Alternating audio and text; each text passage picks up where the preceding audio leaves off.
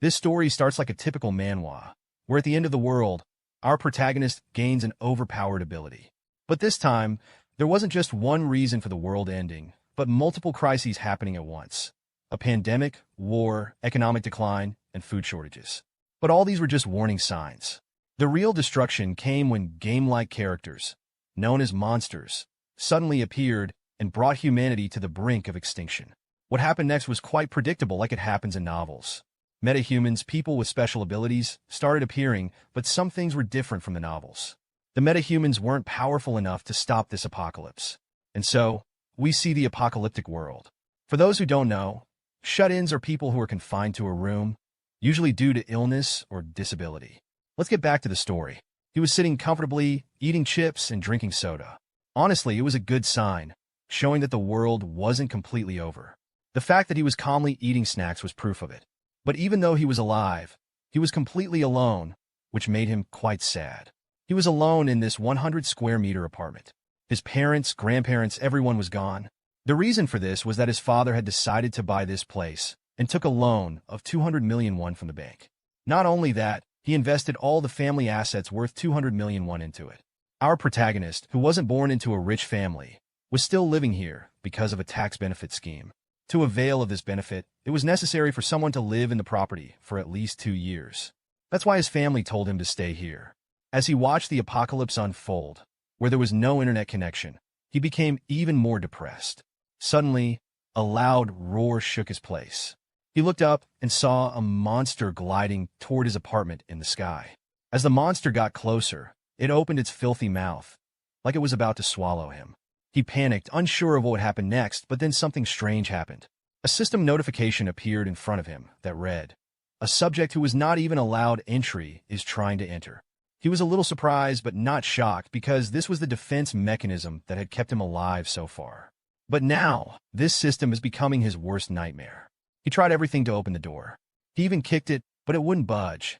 3 days had passed since the world ended, and this ability was the only thing keeping him alive. But it was also trapping him in this apartment. At night, he sat quietly by himself, while the system window on the front kept glowing. On it, it read, "The ultimate shut-in cannot leave the house." Reading that made him angry. He had been dragged into this terrible situation, and now he was given this messed-up title, like it was something special. Now his biggest problem was starting to show.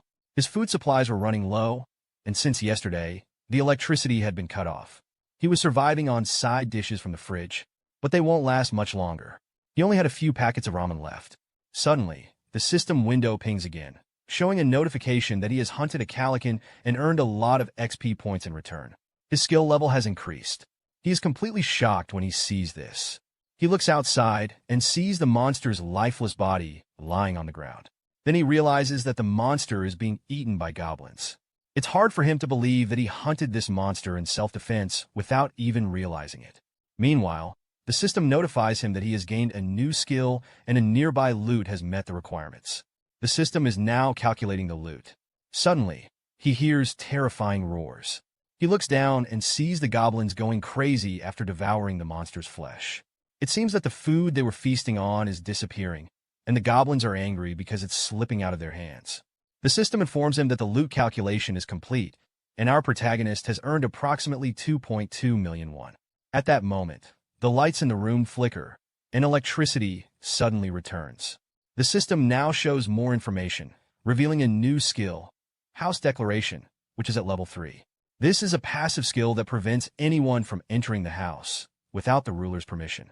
The second passive skill is Dignity Preservation, at level 1, which restores half of the house's functions to preserve his dignity. The system also shows that his wallet is maxed out, and he now has a total of 2.2 million won. Unable to contain his joy, the protagonist rushes toward the fridge, opens it, and confirms that it's working. Not only that, the taps now have water, and the electric stove is also working. Filled with excitement, he starts to cry tears of happiness. It feels like everything is returning to normal, just like it was before the world ended. But with a pinch of salt, he picks up his phone to check the network. Sadly, the network is still not working. This disappoints him, but then his gaze falls on a pen drive lying on the floor. He picks it up, plugs it into his PC, and starts playing the files. Inside are recordings made by his parents, memories of his childhood and life journey. showing how he grew step by step. Watching this, he is deeply moved. These memories numb his heart, and all he wants is to somehow bring his family back. He makes up his mind that he will bring his family here at any cost. Standing up, he steels his resolve. But before he can get lost in his thoughts, a system window grabs his attention. It reads that he can now purchase listed items from the store at their original prices. This is new to him, and he is stunned because he didn't expect this at all. Curious, he pressed the store icon. The system window opens, showing the option to list his money and items. The system seems to be linked to his wallet as it displays the money he has. Instead of thinking too much about the situation, he opens the balcony window. But as soon as he's about to step outside, the system stops him with a warning. He can't leave the house. He expected this. Even though his skill level has increased slightly, he is still trapped. But one thing is clear. If he hunts monsters, his level will increase, and maybe he'll unlock new skills. Perhaps one of those skills will give him a way out. But the problem is, in his current state, he has no idea how to kill the monsters. Situations like the Calican encounter are rare and won't happen often. Just then, an idea pops into his head. Maybe he can kill the goblins. He picks up a bottle of water from the fridge and throws it with all his might. The bottle flies out of the apartment. Seeing this, he feels a moment of joy because he initially thought he wouldn't even be able to throw things outside. Then, he decides to take it a step further. He picks up a dumbbell and heads toward the balcony. As soon as he steps outside, he notices something strange. The goblins are there, but it looks like they are leaving the area. They are dragging chunks of the dead monster as they retreat. This surprises the shut-in, and he feels like his last opportunity is slipping away. Without thinking, he quickly swings his arm and throws the dumbbell outside. However, instead of hitting a goblin, the dumbbell lands directly on the dead monster's body. This catches the attention of the furious goblins, and they turn toward him. His heart races with fear as he realizes the goblins have seen him. Terrified and drenched in sweat, he has one more dumbbell left, but he doesn't want to waste it again. The problem is that there's nothing else in the house that could help him kill these monsters, and he's not strong enough to throw the TV or computer outside. He watches as the goblins, now angrier than before, begin to charge at him. But strangely, this situation isn't as bad as it seems. In fact, this is exactly what he wanted. The goblins are getting closer, and now he can hit them without missing. This is his chance. Then, he remembers the store option in the system, which he unlocked earlier. He immediately activates his system panel and opens the store. He presses the List Items option, and the system asks him if he wants to list the dumbbell. He agrees. As soon as he agrees, the system scans the dumbbell, and now it is unlocked in the store. He can buy it for about 177,000 yuan. The shut-in is surprised to see that the listed price is exactly the same as when he bought dumbbells online before the world ended. This confirms that the market rates are still the same as they were before the world ended. Without hesitation, he buys 2 more dumbbells. As soon as the transaction is completed, the system window flashes with a blue light, and the dumbbells begin to materialize. This makes him so happy that he starts cheering loudly. His joyful screams echo outside the apartment. The next moment, he throws a dumbbell with all his might. It lands directly on a green goblin's head, instantly killing it.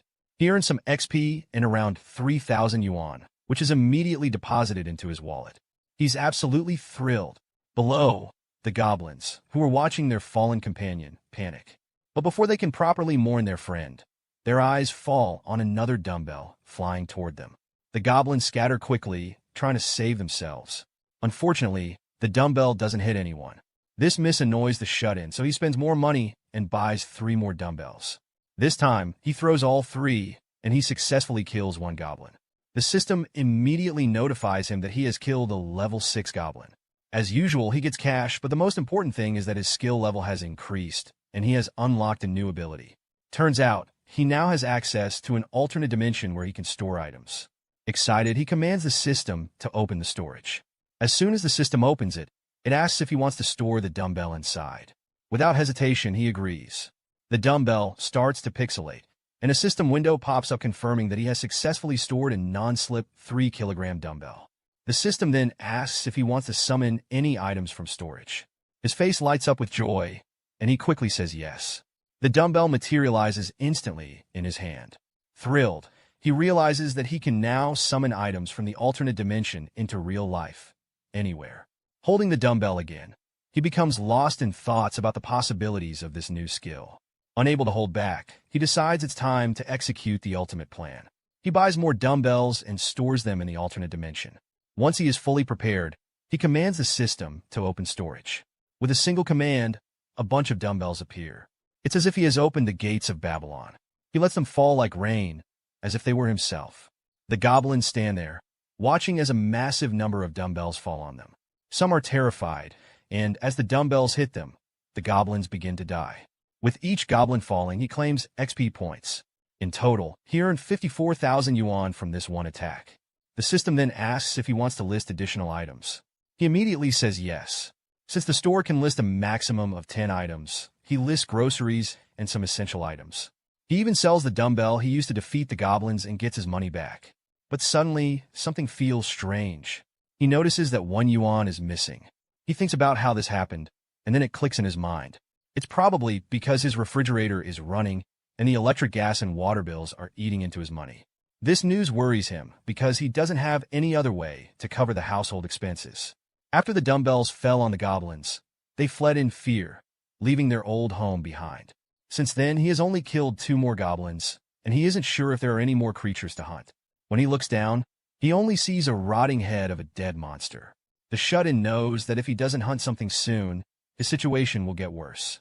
He has to figure something out no matter what. He looks up at the sky with a disappointed face, hoping to see a flying monster he can hunt. It seems like luck is on his side because suddenly he spots a massive monster gliding through the sky.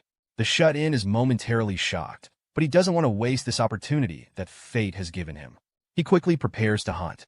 He ties a large spoon to a ladder and extends it over the balcony since he can't step outside the boundaries. Then, he tries to catch the monster's attention by making the shiny spoon glint. As expected, the monster finally notices the flash from the building and charges toward it as soon as it spots the shut-in. It seems ready to devour him. The shut-in is happy that he has successfully baited the foolish monster, and when the monster hits the barrier, its head bounces back. The shut-in is sure that the deal is done, and he will level up soon. But just then, the monster starts flapping its wings forcefully. The wind from its wings is so strong that the shut-in struggles to stay on his feet. He is being pushed backward, and eventually, the monster disappears from his view. But when the shut-in peeks from the balcony, he is shocked. The creature is sitting right outside his window. This creepy thing roars, its twisted tongue hanging out and drooling, staring at him as if he's its next delicious snack. The shut-in is so scared on the other side that he can't even move. The monster then closes its mouth and slams its strong beak against the barrier. The system immediately flashes a warning. Unauthorized entity is attempting to enter. But no matter how much strength the monster uses, it cannot break the barrier. Each impact proves useless. However, seeing the sheer strength of its attacks, the shut-in is left amazed. He begins to doubt whether the barrier can really withstand these attacks. Not wanting to take any risks, he quickly opens his store and checks the listed items. According to his observation, the loot calculator activates only when there are nearby corpses. The shut-in recalls that his goblin hunts haven't always been successful because some survivors had picked up their fallen companions' corpses, and once those corpses were outside the distance limit, the loot calculator didn't activate. He doesn't want the same thing to happen this time, so he starts thinking about how to bring the monster down in a single shot. His eyes land on bottles of 900 milliliters of canola oil stacked in the store. Without wasting any time, he quickly buys 10 bottles. As soon as the transaction completes, the bottles appear near his feet. He picks them up quickly and places a pan on the stove. He pours all the oil into the pan and turns on the heat. Then, he takes a broomstick, wraps disposable paper around it, and secures it with tape. He soaks the paper in the oil and then opens the store, listing the boiling oil. The system announces that the boiling oil has been successfully listed. He then picks up a lighter and prepares to set the soaked paper on fire. The paper catches fire quickly. He moves to the window and sees that the monster is still sitting on his apartment's roof, waiting for its prey. Little does the monster know that its prey has become the hunter, and the shut-in is about to teach it a bitter lesson. The shut-in quickly summons the canola oil. As the system window activates, the boiling oil starts falling on the monster's head. The monster screams in pain as the oil pours on it. Anyone can tell from its condition how much pain it's in, but the shut-in's plan isn't over yet. He is ready to escalate the fire. As soon as the flames touch the oil-soaked monster, it immediately ignites. The monster's agonizing screams sound like a victory whistle to the shut-in. He watches as the monster slowly starts to fall. Its burning body crashes to the ground, and its suffering finally ends. A system window pops up, congratulating the shut-in for defeating the monster. He receives a massive amount of XP, his skill level increases, and a new skill is unlocked. But that's not all. The system detects the hunted monster and registers it as loot. After the loot calculation is completed, it registers a total of 9 million yuan. When the shut-in sees such a massive amount, his mind literally blows. He can't believe his eyes. But before he can fully recover from this shock, another notification pops up. The notification reveals that the requirements have been met, and now the territory expansion process is starting. Suddenly, the entire building begins to shake, as if an earthquake has struck, or at least that's how it feels to the shut-in. He feels a strange pressure on his heart, and his perspective begins to expand. The sensation becomes so intense that his heart starts to ache. His senses keep growing, and at one point, he is literally able to see inside the other apartments in the building. He spots a surviving family, and this completely surprises him. He never imagined there would be anyone else living there besides him. Suddenly, his eyes change color, and he doesn't know what's happening to him. For some strange reason, he can now see people, but he can't understand why. Then, out of nowhere, he recovers and starts observing things normally again. Just then, the system introduces him to these unexpected neighbors. The first adult is Choi Hyung-jun, a husband in his late 30s. The second adult is Park Hye-won, his wife, also in her late 30s. Along with them are their two daughters, Choi Na-yeon, their 6-year-old first daughter, and Choi Seo-yeon, their 3-year-old youngest daughter. The system informs him that these individuals meet the requirements to become citizens of his territory. The system then asks if he wants to grant them citizenship. The shut-in feels uncertain about whether or not he should grant them citizenship and wonders what would happen if he doesn't. The system explains that if a being is not granted citizenship, they will be expelled from the home and become vulnerable to monster attacks. Faced with this harsh reality, the shut-in decides to be generous and becomes a landlord instead of selfishly keeping the territory for himself. As soon as he gives the command, the system announces that Choi Hyung-jun, Park Hye-won, Choi Na-yeon, and Choi Seo-yeon have been granted citizenship. After making this decision, the shut-in feels good because he thinks he may have unlocked more skills related to citizenship. He plans to check them out. Just then, the system announces that his new skill, Ultimate Eyes, has been unlocked. However, the shut-in isn't fully satisfied yet, so he scans the system to see if there are any more skills related to citizenship. The system flashes a new notification about a skill called Ruler Declaration. It's a passive skill that ensures no one can enter the house without the ruler's permission. Along with this, a new icon appears, Citizenship Management. The shut-in immediately decides to explore this, as it's exactly what he was looking for. When he opens it, he sees the names of all 4 citizens, along with their power levels and trust levels. But what surprises him the most is that he can keep up to 600 citizens.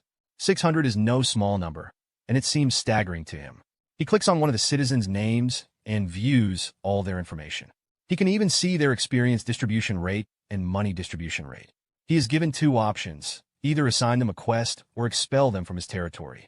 The shut-in doesn't fully understand the concept of experience and money distribution rates, but he thinks it probably refers to how much experience and money the citizens share with him. The fact that he can control these rates feels like having a cheat code. It's now entirely up to him how much experience and money he wants to keep for himself. The shut-in notices the quest option and, curious, presses the button. A new screen pops up, giving him the option to customize the quest, including the quest description, deadline, reward, and penalty for failure. Without much thought, he quickly assigns Choi Hyung-jun a simple task: to kill a goblin within 168 hours. The reward is a small amount of experience, and for now, there is no penalty. The system prompts him to confirm the quest, but before confirming, the shut-in wonders how extreme the penalty can be. To test it, he changes the penalty to death upon failure. The shut-in is shocked to see that the system accepts this without hesitation. However, he does not confirm the quest and cancels the request. This deeply troubles him, as it dawns on him that he holds such immense power, enough to kill any citizen through penalties alone. This thought fills him with deep unease, and he begins pondering what he should do next. At that moment, he gets the idea to use his newly acquired skill, Ultimate Eyes. When he activates the skill, his perspective broadens, and he can literally see everything. This time, he notices a family below. He sees a wife, Hye-won, asking her husband, Hyung-jun, what they should do now. Hyung-jun is also clueless, but decides to go outside and try to fetch water. He tells his wife to stay with the kids and wait for him. However, she doesn't like the idea, as the outside area is full of monsters. She reminds him that there's a chance he might not find any water. But Hyung-jun mentions a nearby convenience store and says that it's a big store where there's a good chance of finding something. The thirsty children plead with their father for water, adding to Hyung-jun's pressure. Finally, he decides that he has no other option and must go outside. He reassures his wife that he will return soon. Despite her fears, she reluctantly lets him go. The shut-in deactivates his skill and returns to his apartment, realizing how dire the situation has become. He opens his store interface to check if he can increase the storage capacity. When he activates the window skill, he notices that all 3 of his storage-related skills are still at level 1. However, he's pleased to see that upgrading them requires only 1 point, and he currently has 3 points available. The system prompts him to confirm whether he wants to upgrade the ultimate shut-in store skill. Without wasting any time, he presses yes. The system window glows with a blue light, and once the upgrade is complete, the system announces that the store is now at level 2. Now he can list 20 items, and a 10% discount is applied to all item prices. After the upgrade, the shut-in remembers that he still has 2 points left. After some thought, he decides to invest 1 point into the store and the other into the dignity preservation skill, as he feels he may encounter more citizens in the future. He upgrades the store again, and when it reaches level 3, the item limit increases to 40 and a new feature is unlocked: Restore Items. This feature can restore old and damaged items to a like-new condition. The shut-in finds this feature very useful and is thrilled that he upgraded the storage to level 3. Without wasting any time, he gets to work on his plan. He opens his store and purchases water and oranges. He then decides to upgrade his other skills as well. The system prompts him to confirm whether he wants to upgrade the ultimate shut-in dignity preservation skill. Without hesitation, he immediately clicks yes. His plan is crystal clear. If he provides his neighbors with essential items like electricity and water, he can request various things from them in return. Now that the dignity preservation skill is at level 2, he unlocks a new feature: the ability to register vessels. However, the shut-in doesn't even know what registering vessels means. Meanwhile, Hyung-jun is preparing to step out of his house to gather something for his family. It's very difficult for Haiwan to see her husband leave like this, but he reassures his children that he will be back soon. He encourages them to be brave and protect the house in his absence. However, the little girls are visibly scared and don't want their father to leave. Their small voices tremble as they plead with him to stay. Hyung-jun gently pats both of their heads and promises to return with food and water for everyone. He tells them to listen to their mother while he's gone. But then, the youngest daughter loses her composure. Tears well up in her eyes, and she reminds her father that there are monsters outside. The story suddenly flashes back to a moment when the 2 girls were happily playing in a park, as if the world wasn't about to end. But then everything changed. Chaos erupted abruptly, filling the streets. The girls froze in fear, and the happiness on their faces turned into sheer terror. They began running as fast as they could to escape the playground. Instinctively, the older sister grabbed her younger sister's hand and started pulling her away to save her life. Just then, their father grabbed the older daughter, and their mother picked up the younger one. The entire family ran for their lives. Remembering that terror-filled moment, Hyung-jun feels no hesitation as he prepares to step outside. A man must do whatever it takes for his family. At that moment, the doorknob starts turning, startling everyone. Hyung-jun cautiously moves toward the door, holding a golf club in his hand. The movement at the door suddenly stops, but then the silence is broken by a human voice from the other side, asking them to open the door. Hearing another person's voice shocks Hyung-jun even more. He cannot believe there could actually be someone outside, but it's also possible that it's a monster. Not wanting to take any risks, he remains still. The boy outside keeps calling out, but Hyung-jun stays ready in his defensive stance. Eventually, the calls stop, and the silence convinces him that whoever it was has left. Suddenly, the front gate swings open, and the bright light from outside forces Hyung-jun to quickly pull his family back to protect them. But there's no reason to be scared. It's just the shut-in, standing there with a plastic bag full of supplies. Hyung-jun cautiously asks him for his identity, and the shut-in introduces himself as Kim Jae-hyun, the next-door neighbor. He explains that he has water and oranges and wants to sit with them to talk after they eat. Now, we learn our protagonist's real name, so we'll refer to him as Kim from now on. Hyung-jun is briefly shocked, but when he considers the situation, he realizes that his family urgently needs water and food. He sees no reason to reject this help. A nagging feeling in his mind suggests that this boy might genuinely want to help with their struggles. With this thought, Hyung-jun warmly welcomes Kim into their home. Meanwhile, the young girls are completely scared. They don't know who this stranger is, and their unease is clearly visible on their faces.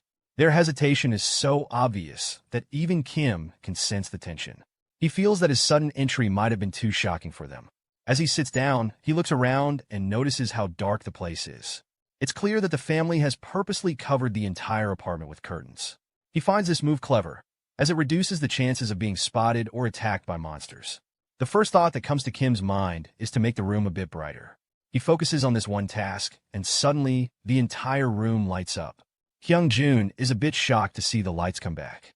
Kim then pulls out a water bottle and says, "Just treat your kids with this for now. There's no time to be surprised."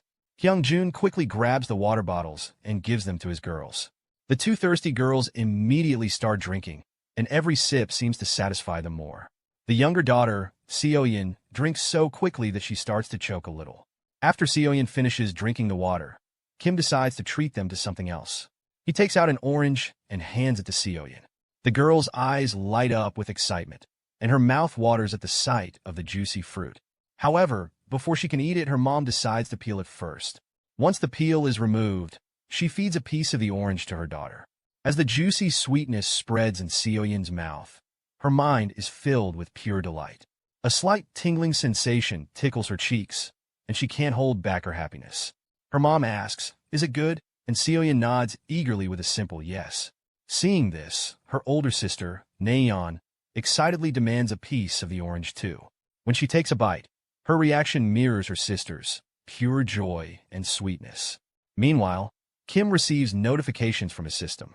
He learns that the trust level of the entire family toward him has increased. Seoyeon's trust level has even reached 50, which pushes her loyalty stat above 30. The system informs Kim that Seoyeon has fulfilled all the requirements to be registered as a vassal and has now reached level 2. For a moment, Kim considers whether Seoyeon qualifies.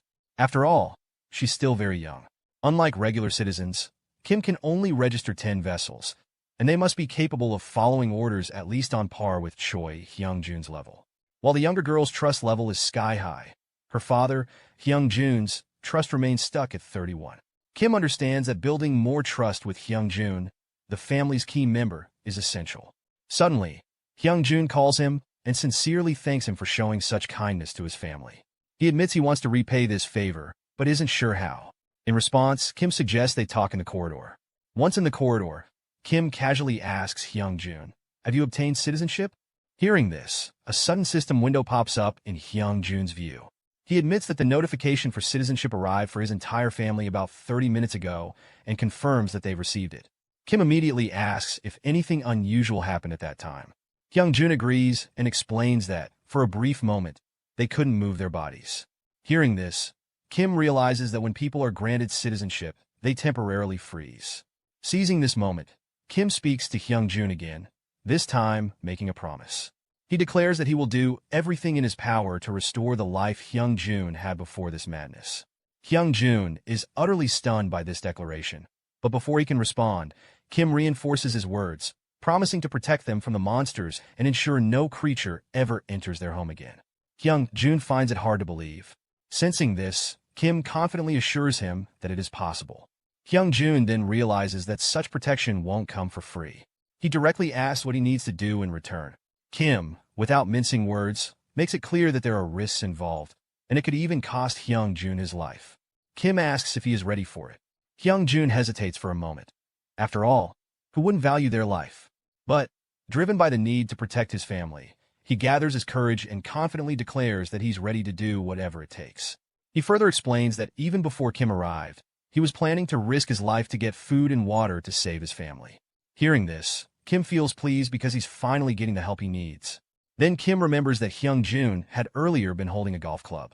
He asks how much it costs. Hyung-jun, confused by the question, responds that it's worth about 500,000 won, maybe a bit more or less. We all know why Kim asked this, but hearing the price, he feels a bit bummed. He's unsure whether to list it in his shop for now, as he doesn't want to waste money unnecessarily. Noticing Kim's reaction, Hyungjun asks why he suddenly brought up the topic. Kim quickly deflects the question and shifts the topic, asking Hyungjun if he remembers the day the monsters first appeared. He replies, "Of course, how could I forget?" He says it was a weekend and admits that even thinking about that day still scares him. Kim acknowledges this and points out that those who stayed at home that day managed to survive. He reflects that a single goblin isn't particularly powerful, and their levels are lower than an adult male's. The real danger with goblins is that they always come in groups. But then, humans are the same, aren't they? They also have the ability to form groups. That's why Kim wants to grow his army. He tells Hyungjun that from now on, the two of them will search for other survivors. Kim's attractive proposal, that supplies and finding more survivors would be mutually beneficial, increases Hyungjun's trust in him even further. Now, Kim is relaxing on his couch, passively gaining trust. The children's trust levels are so high that they could become vassals, but their parents are still a bit cautious. Kim hopes that if he continues adding more people to his side, he might eventually be able to meet them again. These calm thoughts are interrupted by a loud shriek coming from below. He quickly opens his balcony to see what's happening downstairs. In front of the building, he sees something he desperately needed: other people. A group of young men and women were fighting off a large horde of goblins. As much as June wanted to help them, battling goblins was difficult for him. The goblins were growling angrily, and a young man, who seemed to be the leader of the group, threw a fastball with perfect form. As the ball left his hand, a goblin's head exploded. With one monster down, the group's odds of winning improved. Kim was shocked to see this. Then, a girl launched 2 arrows simultaneously from her bow, earning the group 2 more kills.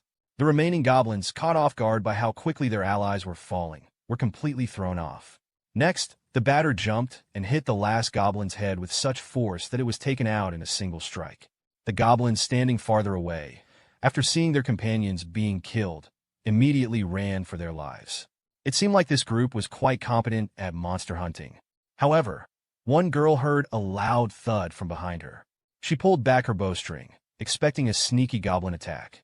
But it was just a ramen packet that had fallen from above. This was June's way of attracting the group's attention.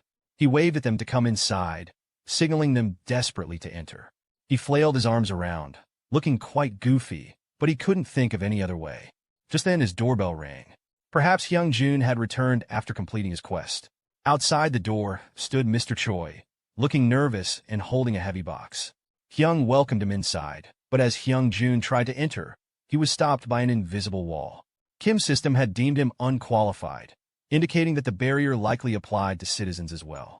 Only registered vessels could freely enter this domain. Understanding the situation, Hyungjun handed the box to Kim. Inside were all the items from their home that could be used as weapons. When Kim opened it, he found a decent haul, knives and an entire toolbox, which he could list in his shop. Casually, Kim opened his store and purchased 5 bottles of water and 5 ramen packets. When Hyungjun saw June effortlessly conjure precious supplies, he was so shocked that he almost fainted. Kim placed the supplies into a bag and tasked Hyungjun with taking them to the first floor and leaving them at the main entrance. Hyungjun hesitated, knowing the dangers outside, but Kim assured him everything would be fine. By observing the goblins' behavior, Kim had figured out that goblins were only active in broad daylight. The purpose of the supplies was clear. Kim wanted to use them to lure outsiders into his domain. In these tough times, those who had food and water held the power. The group would undoubtedly seek him out once they realized he had supplies. Kim only instructed Mr. Choi to drop the box downstairs. If he didn't have to face monsters, the task should be easy. Seeing Mr. Choi's receptive attitude, Kim felt like doing something good for him. He opened the quest menu and listed the task of delivering water and ramen as an official quest. He also added a bit of XP as a reward. When the quest prompt popped up in front of Mr. Choi, he was surprised. He asked if these mechanics were like those in video games. Kim confirmed this. Hyungjun was currently level 9, and Kim knew that leveling up and earning good rewards were crucial for him. The reliable dad, as Mr. Choi was labeled, took a deep breath and mustered his courage before heading downstairs.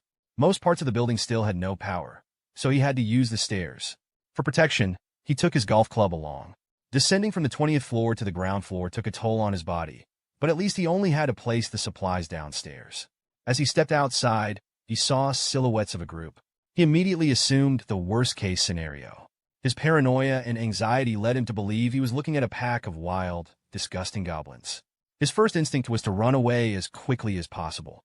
But in his haste, Mr. Choi twisted his ankle and fell. The box slipped from his hands, and the water bottles and ramen packets scattered on the ground. The pain from the fall was real, but the fear of being noticed by the group was even more terrifying. He tried to move his leg, pleading for it to work, fearing the group had already seen him. As he sensed their presence closing in, he covered his head with his hands, expecting an attack. But then he heard someone in the silhouette speak in a human language. He felt a mix of relief and embarrassment. They weren't goblins, they were just a group of young people. Kim received a notification that unauthorized subjects were attempting to enter his domain. Curious to understand the situation, he activated his ultimate eyes and expanded his all-seeing vision across his entire territory. He discovered that Mr. Choi had brought the group into the building. Naturally, the group was cautious about the unfamiliar place. All they knew was that someone had thrown ramen packets from above, which suggested there was food in the building, a potential solution to their dwindling supplies problem. Kim's system deemed the group eligible for citizenship and prompted him to offer them official citizenship.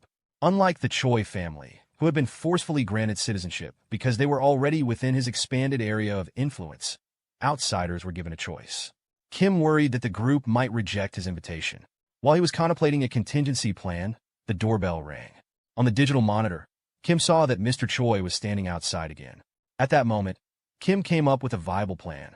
He edited the Big Bro quest and assigned Mr. Choi a new task: to prepare a hot meal for the 6 guests. As soon as the quest was updated, the prompt popped up before Mr. Choi. Kim urged him to accept it, saying he had a plan in mind. The quest appeared innocuous, so Mr. Choi accepted it and approached the group, convincing them with the promise of a decent meal. Kim granted the group access to his floor, officially increasing the number of his citizens to 10. With the population increase, he noticed a 10% boost in XP and money earned by citizens, which would be incredibly useful for future monster hunts. In the Citizen Management tab, he reviewed everyone's names, levels, and trust points. Leading the group was Ha Dongan, at level 23 with 19 trust points. The others, Kang Deoksu, Kim Gaeong, Yu Hairan, Kim Jian, and Moon Byungo, had levels ranging between 10 and 17, with varying trust points. Ha Dongan's level of 23 placed him on par with the strength level of the recently defeated Calican. Curious, Kim inspected Ha Dongan's further and discovered his awakened ability: Baseball Throw, a D-rank skill that tripled the power of a thrown ball at the cost of stamina. If a skilled individual threw a baseball, it could already be a lethal weapon, but with the skill amplifying its power threefold, it became an exceptionally dangerous tool. This skill was perfect for fighting monsters. As for Ha Dongan's trust level, Kim knew it could be increased gradually in various ways. For now, Kim set the XP distribution levels of everyone to 10%.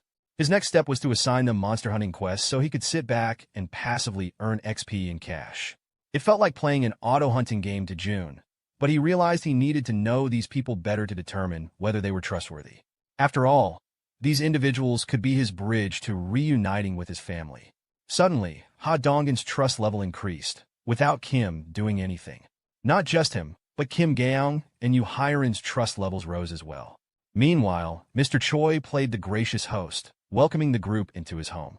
Mrs. Choi rushed in, slightly alarmed by the sudden influx of strangers.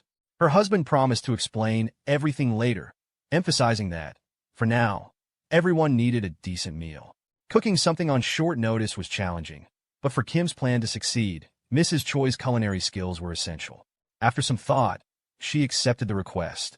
The group, particularly Ha Dongan, who appeared to be their leader, displayed excellent manners. Ha Dongan even asked Mr. Choi for more details about Kim. Mr. Choi admitted he didn't know much about Kim. All he knew was that he is an intriguing individual capable of creating an apocalyptic environment, but only in selected areas. Hearing this, Ha Dongan confirmed his assessment.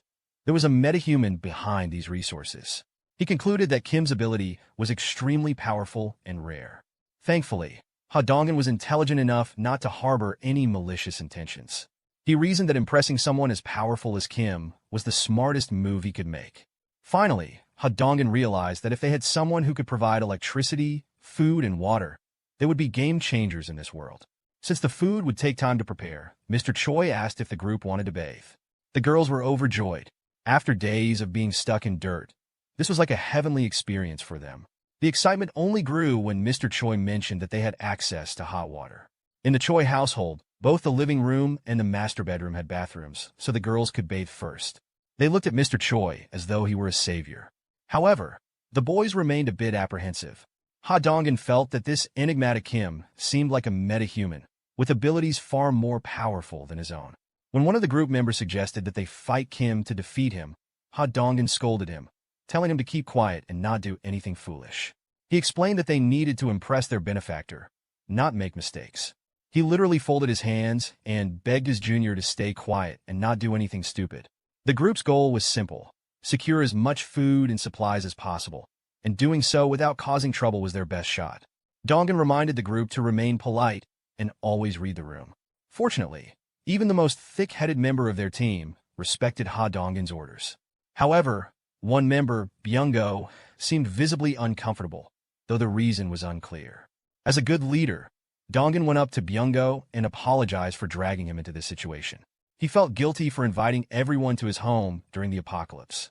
Byung-go tried to brush it off, but his anxious look was hard to ignore. Dongin promised that once they secured the supplies, they would visit Byung-go's grandmother's house. Byung-go thanked Dongin for his consideration, but deep down, he knew it was too late now. Despite the circumstances, Dongin remained optimistic, believing that if they worked together, they could still make it through. Just as their conversation was continuing, the sound of a door interrupted them. The man entering had an electric aura about him. The door opened slowly, and all eyes turned to the entrance. Dongin felt as though they were being stalked by a fearsome predator. Instinctively, he grabbed his ball, ready to throw it at any moment. But the new arrival was no enemy, just Kim Jae-hyun, entering with plastic bags in both hands. He had overheard their conversation and offered to help with their troubles. The group felt a strange mix of fear and trust toward him. This newcomer might just be the one to help them escape this apocalyptic desperation. The scene shifted to a quieter moment.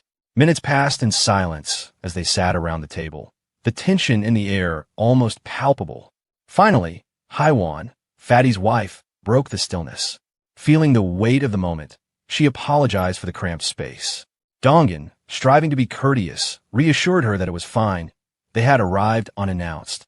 After all, the lack of space didn't bother them. Just then, Hyungjin entered and announced that the food was ready. One by one, Fatty placed bowls of rice before them. As they looked at the spread, a realization struck them. They were about to have a real meal. It had been so long since they'd eaten properly that they couldn't even recall the last time. Haiwan hesitated slightly, feeling a bit awkward. She admitted she wasn't sure if the food would suit their tastes. But what seemed like a simple meal to her left the group's Archer completely stunned. She stared at the dishes, unable to contain her amazement. Without holding back, she told Haiwan that the food was incredible, confessing it had been ages since she had eaten something this delicious. Haiwan, brushing off the compliments shyly, explained that it was all thanks to the ingredients Kim Jae-hyun had provided. Without his help, she admitted, all she would have been able to serve was rice and tangerines. Meanwhile, the protagonist noticed something else. Haiwan's trust level had reached 50. He smiled quietly to himself, the sight reminding him of his mother, who would always beam with joy when guests praised her cooking. But as he dwelled on the thought, he realized something surprising. Haiwan's trust had now surpassed even Hyunjin's. As everyone dug into their food, they expressed their gratitude to Haiwan. She and Fatty watched as their guests ate with a hunger that suggested they hadn't had a proper meal in ages. The Archer, in particular, couldn't stop praising the egg rolls, while another girl noted that the style seemed Japanese. Haiwan smiled warmly, agreeing with her and politely encouraging them to enjoy the meal.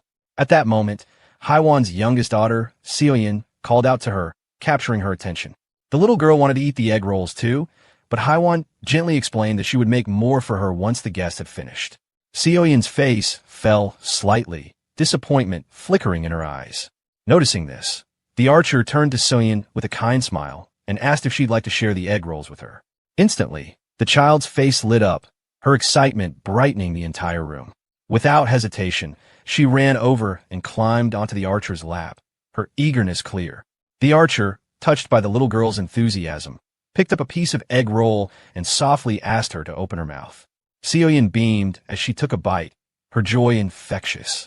The warmth of the moment filled the room, making it even more lively.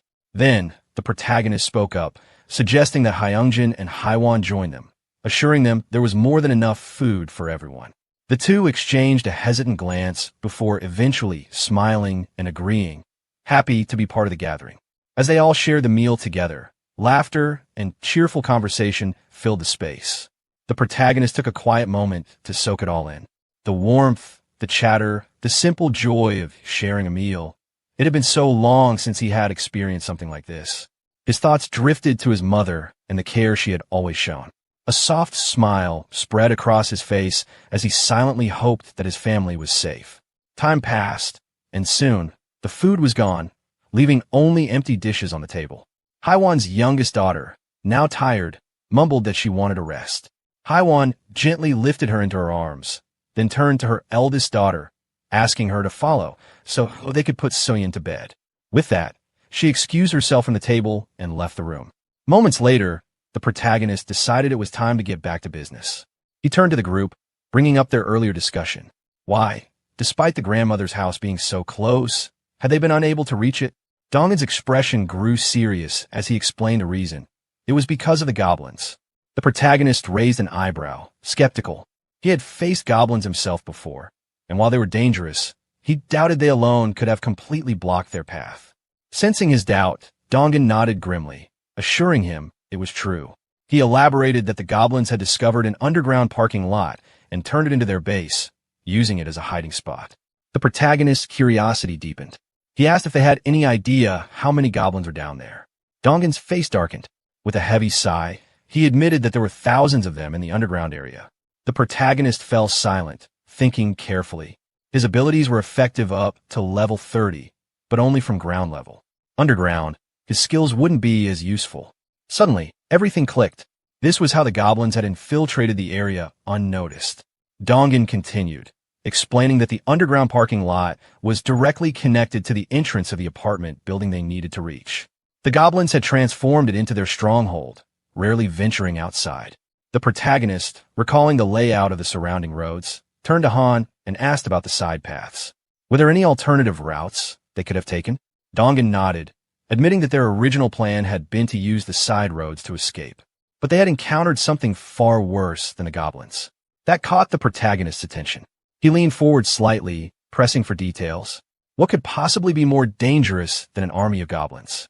Han's expression turned uneasy as he recounted what they had seen, a massive shadow, something that resembled a bear. He explained that they had only managed to escape the apartment building because the creature had been fighting the goblins, creating a brief window for them to slip away. The protagonist, considering their next move, asked for more details about this creature. Dongan hesitated before admitting he wasn't entirely sure if it was a bear. The darkness had made it difficult to see clearly. The protagonist exhaled sharply, then spoke decisively. Sooner or later, they would have to face both the goblins and this shadowy figure. Dongan agreed, but lowered his gaze, acknowledging a harsh truth. Their group simply wasn't equipped to handle both threats at once. The protagonist, curious about the limitations they faced, sought clarification. The archer explained that both she and Dongan relied on specific items, arrows and baseballs, for combat. However, their supplies were dwindling, and replenishing them wasn't an easy task. Despite the challenge, Dongan remained composed. Rather than dwelling on the problem, protagonist suggested finding a solution and requested to inspect their current weapons. Without hesitation, the archer handed over her equipment, allowing him to examine the arrow and baseball closely. At that moment, the system prompted the protagonist, asking if he wanted to list these items. Without delay, he agreed, and the system immediately began scanning them. Within moments, it displayed the cost required to replicate the weapons. When asked for confirmation, the protagonist made his decision without hesitation. Glancing around the table, he assessed the group's ability to use the archer's weapon. Their silent nods indicated understanding. There was only one available for now.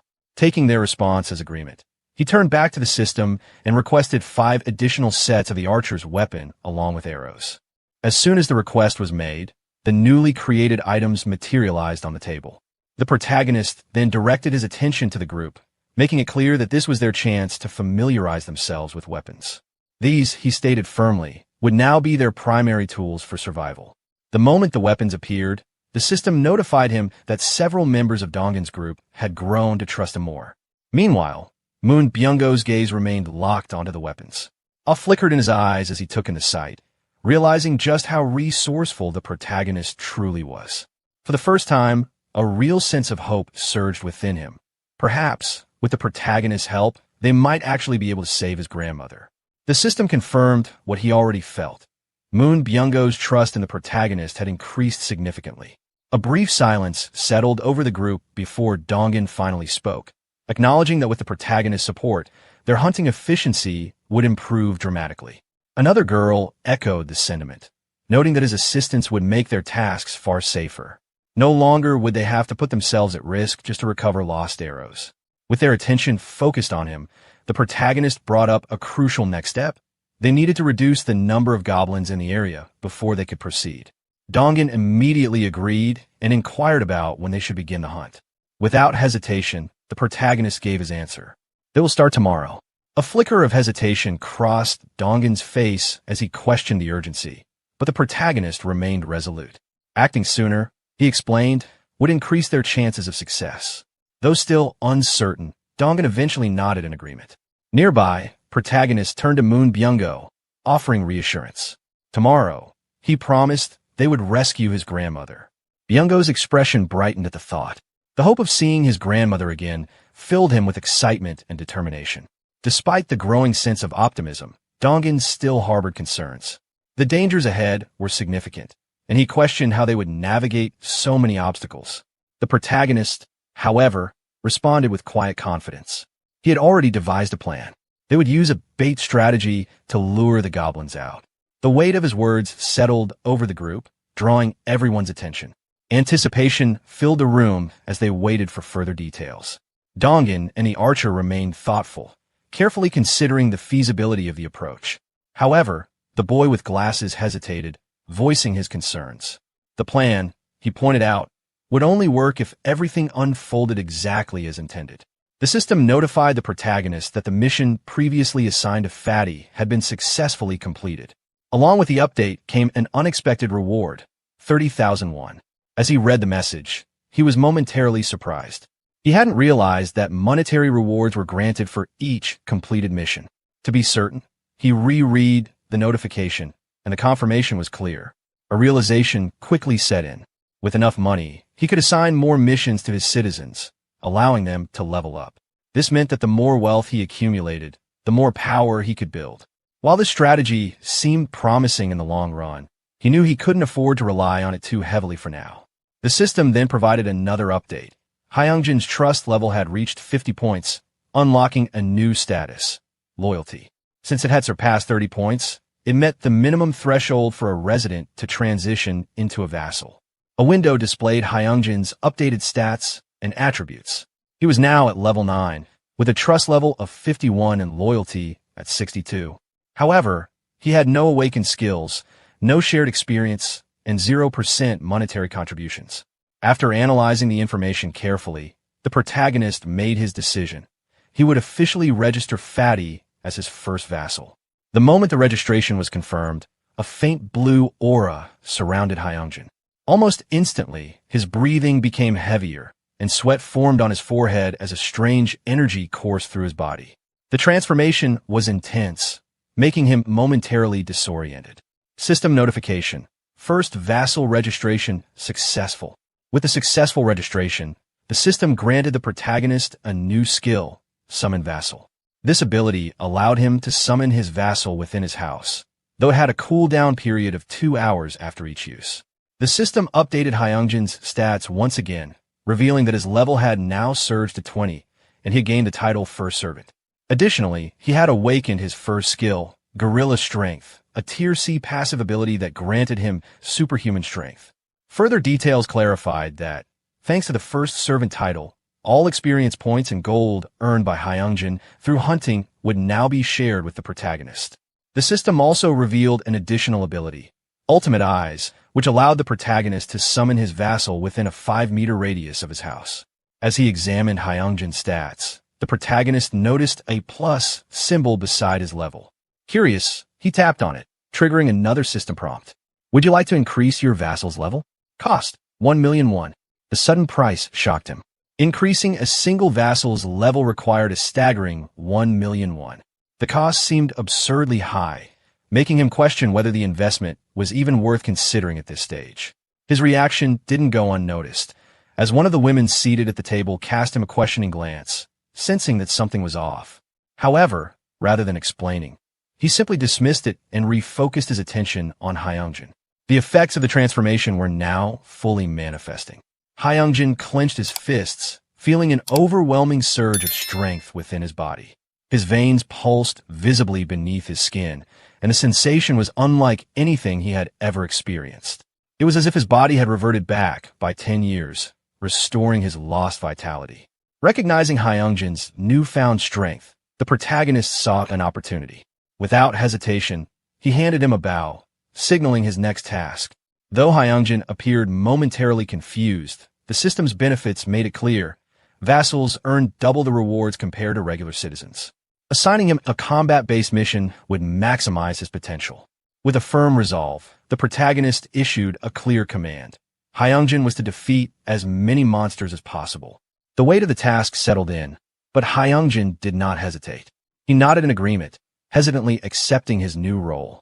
Seeing this, the protagonist felt a sense of satisfaction. His trust in Hyungjin was well placed, and he looked forward to seeing how his first vassal would grow. Outside the house, on the first floor, the rescue team began their search for survivors. Leading the group was Deoksu, gripping a baseball bat tightly in his hands. A hint of doubt crossed his face as he questioned whether searching the first floor was even necessary. However, Dongan quickly reminded him that this was Jaehyun's direct order. With no further hesitation, the team set out on their mission, to locate and escort all survivors to the 30th floor. But their task was twofold. While rescuing civilians, they also had to lure out goblins for elimination, reducing the threat level in the building. Kong Deoksu acknowledged the plan, and the group pressed forward.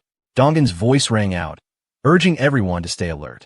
Goblins could appear at any moment, from any direction. As they moved cautiously through the corridors, tension hung heavy in the air. Yet despite their careful search, they found neither survivors nor goblins. Only an eerie silence that made their unease grow. Then something caught Dongan's eye. As he guided the team forward, the atmosphere shifted. Several members suddenly froze, their faces twisted in horror.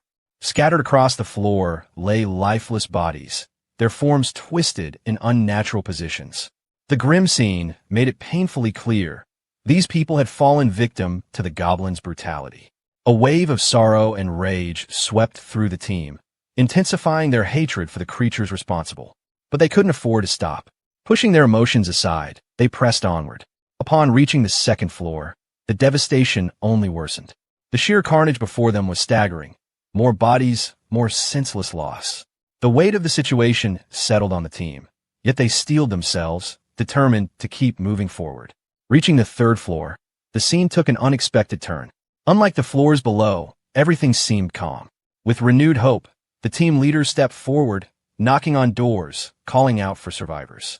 The rest of the team quickly followed suit, checking every door, every corner. But time and time again, they were met with silence. With each unanswered knock, their spirits sank further. Heads lowered, burdened by the sadness of failure, the team stood still for a moment. But Dongan refused to let despair take hold. They couldn't give up now. Encouraging his comrades, he pushed them forward, leading the way to the fourth floor. There, they resumed knocking, their voices echoing through the quiet halls. Then, a response. A door creaked open, revealing a tired-looking man. His eyes were filled with suspicion, but his exhaustion was even more evident. His voice cracked as he spoke, admitting that he was extremely thirsty and begging for water. Without hesitation, Dongan pulled out a bottle and handed it to him. Even as he took a desperate sip, the man remained wary. He hesitated before asking again, needing reassurance. Was this really a rescue team? Dongan stepped forward, his tone steady and confident. As a resident of the building, he explained that he was helping to lead survivors to safety. The man seemed surprised at this, his guarded expression shifting slightly. For a moment, he disappeared behind the door. When he returned, he was not alone. Behind him stood two more people, their expressions mirroring his uncertainty. Introducing himself as Hong Yong-soo, the man finally relented. he would trust them. Dongan took the opportunity to formally introduce himself, expressing hope for good cooperation. He then introduced the girls in the team, instructing them to escort Hong Yong-soo and his group to the 30th floor before returning to continue the mission. However, Hong Yong-soo hesitated. Was the 30th floor really safe? His doubt was evident, but before he could voice his concerns further, his son spoke up. Unlike his father, the boy had been waiting for a rescue. His words carried a flicker of optimism, even suggesting that a helicopter might be waiting for them. The archer girl gently clarified that there was no helicopter, but she reassured them that hot food and a bath were waiting instead. Hearing this, Hong Yong-soo's daughter's eyes lit up with excitement. Even amid the apocalypse, the idea of a warm bath felt like a luxury beyond imagination. She gasped in wonder, marveling at the thought. With a small chuckle, the girl and the rescue team confirmed that it would indeed be a warm bath. The little girl's enthusiasm was infectious. She turned to her father, her voice full of urgency, pleading with him to stop hesitating. Her excitement and determination left him with little choice. Reluctantly, Hong Yong-soo gave in, choosing to follow the rescue team, placing his trust in them at last. Shortly after, the system notified the protagonist that the total number of citizens had now increased to 40. Along with this, their collective XP and gold had reached 90%, marking a significant boost in their overall strength. Not long after, confirmation arrived that the mission had been a success. Several people had been rescued, including the elderly and children, were taken to Fatty's house, where a sense of relief and happiness filled the air. Meanwhile, the younger men remained stationed in the hallways, standing guard. Dongan, brimming with confidence, confirmed that the final count was exactly 40 people, with no one left behind in the search. The protagonist acknowledged their efforts, expressing his gratitude for the excellent teamwork that had led to such a successful outcome. With everything settled, the protagonist activated his skill, Absolute Eye. Instantly, his eyes darkened to an inky black, enhancing his vision as he meticulously observed the movements of his citizens. Every action became crystal clear. Some were carrying chairs, others were working with cables along the stairs, hauling heavy ropes, and even struggling to transport an enormous object up the staircase. The efficiency of their work was impressive. Once the ability deactivated, his eyes returned to normal, and a slight smile formed on his lips. Satisfied with the progress, he turned to Dongan and informed him that it was time to initiate Phase 2 of the goblin hunting operation. Now in the hallway, Dongan took charge, gathering the group's attention and laying out the next plan. He explained their strategy in detail. They would lure out all the goblins hiding in the basement and eliminate them in a systematic manner. Their mission would begin on the first underground floor, B1. The group would split into 2 teams, each responsible for drawing out and eliminating the goblins lurking there. Once B1 was cleared, they would proceed downward to B2, ensuring that no goblins remained. As Dongan spoke, Glasses raised his hand, bringing up a concern. He questioned what would happen if more goblins appeared than expected, and pointed out that in the event of a counterattack, the fallen goblin bodies could obstruct their escape routes. His concerns were met with unwavering confidence. Both the archer and Dongan reassured him that they were now far better prepared. Unlike before, they had plenty of arrows and throwable weapons to deal with any surprises. Hearing this, Glasses gave a firm nod, deciding to place his trust in their strategy. Just then, an unexpected noise broke through the conversation. The group instinctively turned toward the source of the sound. Emerging from the shadows, 3 goblins stood ready to attack. But before they could make their move, the archer acted instantly.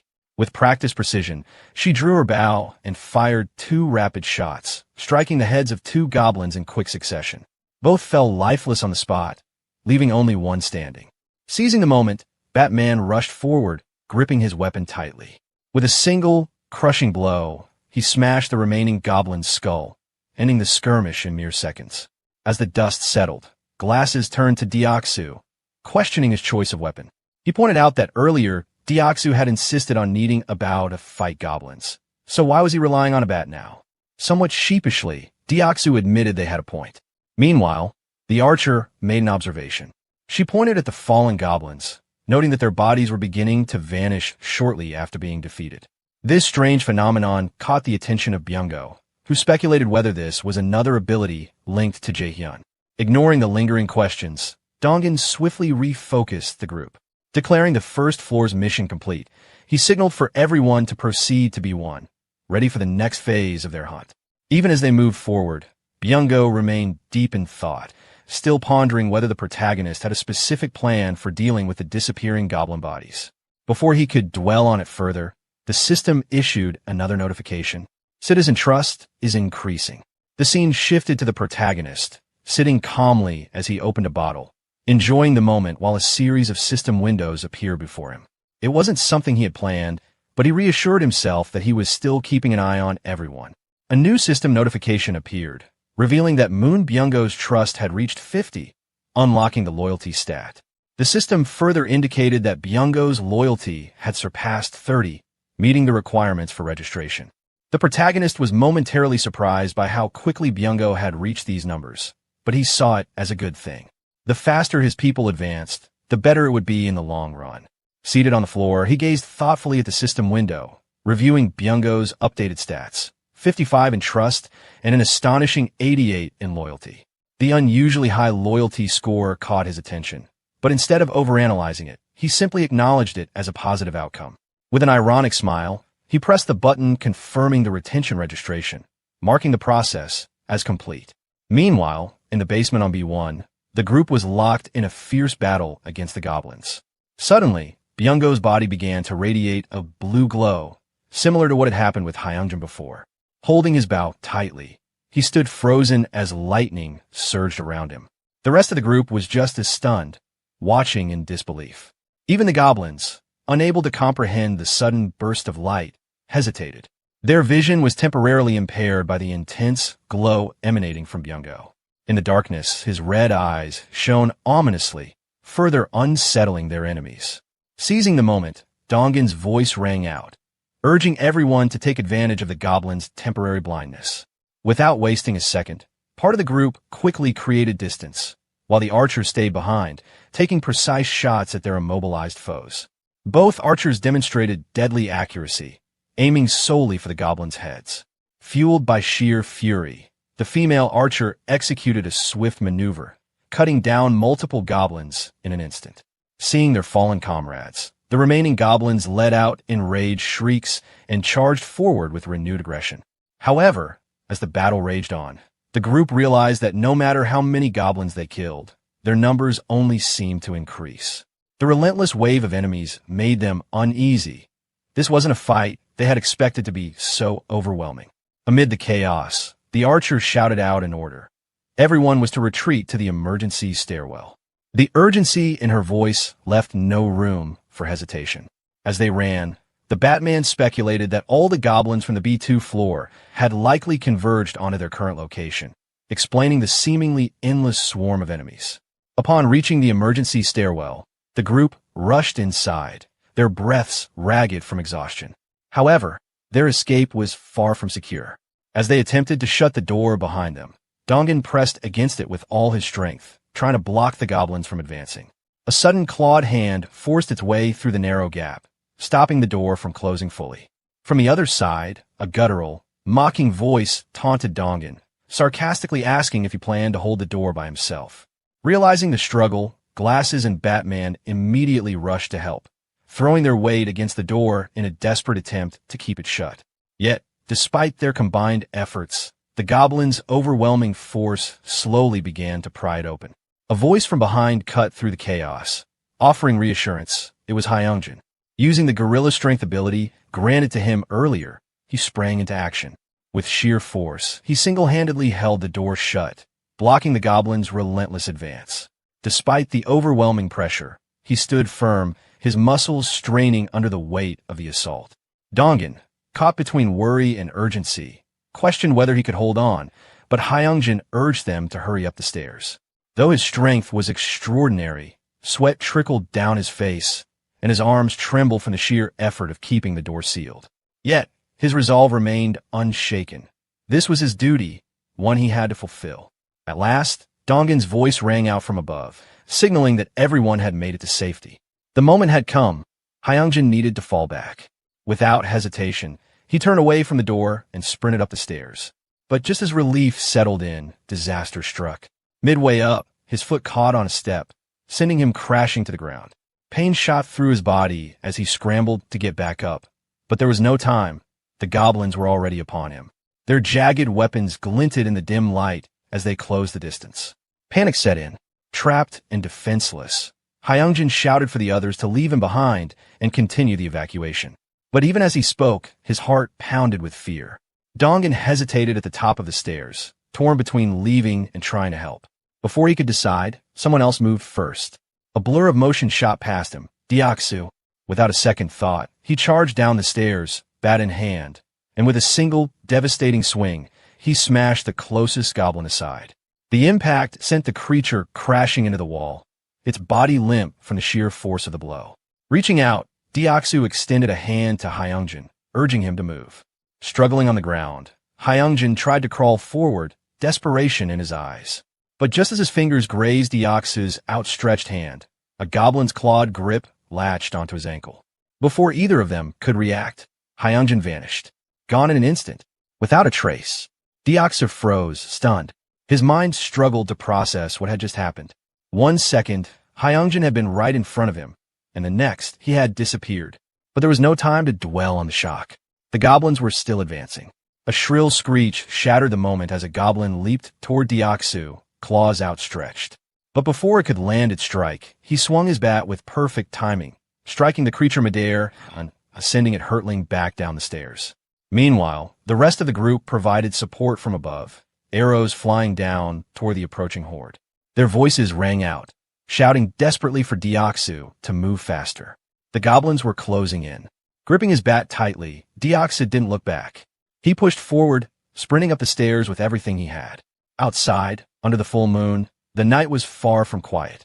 A monstrous, bear-like creature stood amidst the darkness, its glowing red eyes burning with hunger. The ground beneath it was slick with blood as it effortlessly devoured a goblin, its agonized screams piercing the night before fading into silence. With every bite, the creature exuded an ominous aura, an undeniable presence of raw, predatory power. As it finished its grisly meal, its fangs gleamed under the moonlight, dripping with fresh carnage. Yet, its hunger was not satisfied. A low, guttural growl rumbled from its chest, a declaration of its unrelenting appetite. Then, a sound unexpectedly shattered the stillness. From behind, eerie, inhuman screams echoed, carrying from a massive building nearby. The unsettling noise twisted through the night, an unnatural presence that did not belong. The creature turned its head sharply, its glowing eyes narrowing. The top floor of the building was still illuminated, standing out against the darkness. As it locked onto its new target, its bloodlust intensified. A snarl rumbled from deep within its throat as a single thought consumed its mind. It would devour everyone inside.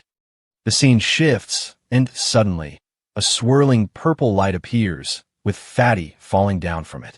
But there's no need to worry. He wasn't dead. Instead, the protagonist had used his ability to safely teleport him away. Watching from a distance, the protagonist had been keeping an eye on the entire situation and managed to pull Fatty out of danger at just the right moment. Fatty hit the ground, but as he landed in a clumsy hero pose, he still couldn't comprehend what had just happened. The protagonist, standing nearby, smiled and remarked that it was a close call. Fatty rubbed his eyes, wondering if he was dreaming, but then he saw the protagonist extending a hand to help him up. The protagonist explained that he had been using his absolute eye ability to keep track of everything and was relieved that his vessel summoning ability was functioning properly. As Fatty tried to stand, a sharp pain shot through his leg. That's when he realized that the goblin had injured him when grabbing him. But everything had happened so fast that he hadn't even noticed. The protagonist immediately asked if he was okay, but Fatty brushed off his concern, saying that the wound would heal just as quickly as it had appeared. However, the protagonist had already noticed a shortage of medical supplies in his inventory.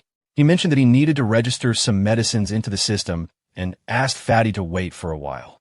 Although a bit confused, Fatty nodded in agreement. Inside, the protagonist began searching for medical supplies and soon found a first aid kit. Looking at it, he realized just how essential medicine was in situations like these. The sight triggered a memory of his childhood, when his mother would bring him similar things. For a moment, he was lost in deep thought. When he opened the kit, he was surprised to see that it contained far more items than he had expected. Sitting down on the floor, he carefully examined each item, muttering to himself that he only had 4 inventory slots left, but still had many things to register. After thinking for a few seconds, an idea struck him.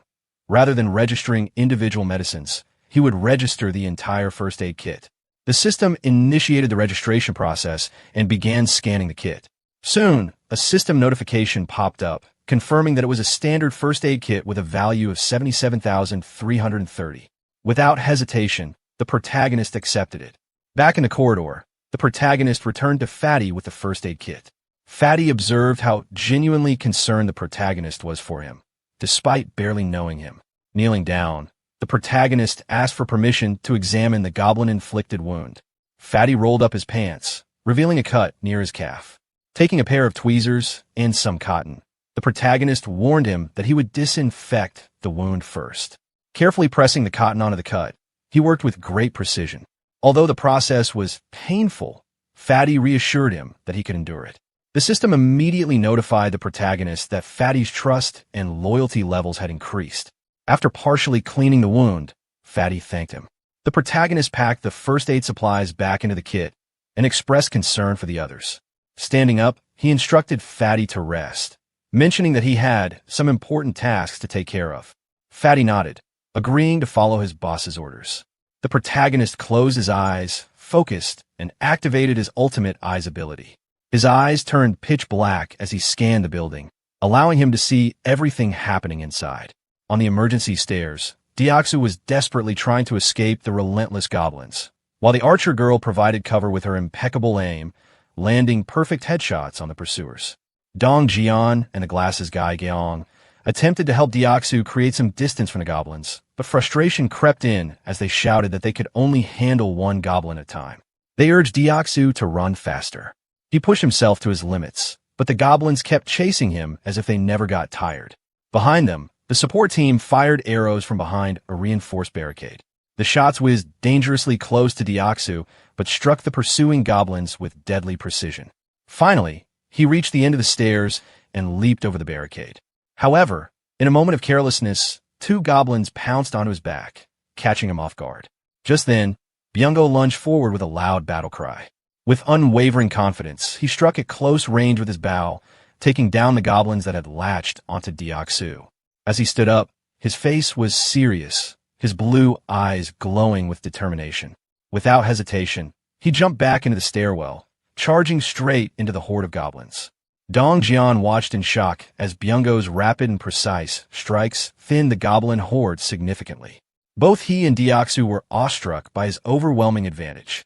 The rest of the group, witnessing the scene, questioned if Byungo had always been this skilled in combat, remarking that his actions were outright insane. From a distance, the protagonist observed everything and commented that Byungo was doing exceptionally well. At that moment, a system screen appeared, displaying Byungo's status. His full name, Moon Byungo, was revealed, along with his title, Second Vessel. His trust level was at 55, and loyalty is solid 88. He possessed a teleportation ability, allowing him to move within his line of sight using mental energy. However, the cost increased based on the number of companions and the distance traveled. With a sly smile and his darkened eyes gleaming, the protagonist remarked that registering Moon as a vessel had been a brilliant decision. Meanwhile, in the stairwell, Byungo continued slaughtering goblins with deadly accuracy, each strike landing perfectly on their heads. Dong Jian turned to Geong, the bespectacled companion, and asked if the extension cord was ready. Geong firmly gripped it and confirmed its readiness.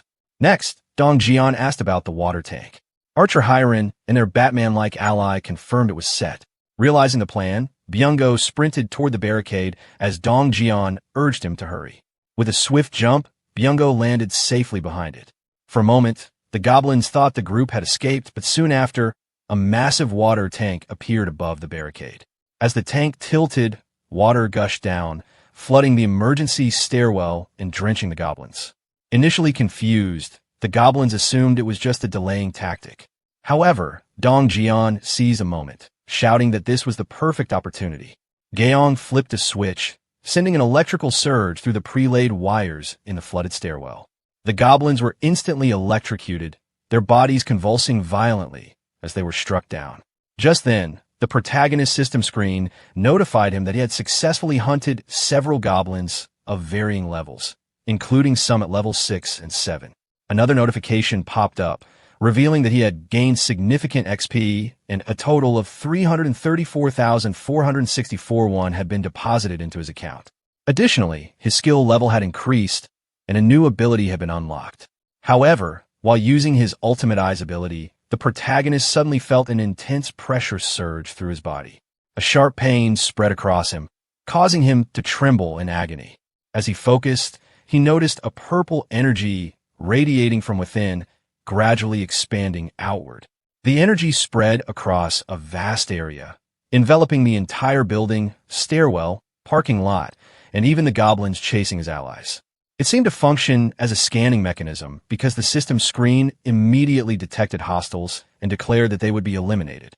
As the energy wave dissipated, agonized screams filled the air. The goblins' bodies deformed, twisting unnaturally before they exploded into nothingness, vanishing in the blink of an eye. The system then notified the protagonist once again that he had successfully defeated multiple goblins, including several level 6 and 7 enemies. Yet, despite the massacre, some goblins remained undeterred. They continued climbing the emergency stairwell, determined to chase down their prey. Among them, one goblin suddenly felt something strange, as if an unseen danger lurked nearby. A chilling sensation crawled down its spine. Slowly, it turned its head, only for its eyes to widen in sheer terror. A massive, shadowy figure loomed before him. As he focused, he realized it was a gigantic bear, its red, glowing eyes fixed on him as it advanced.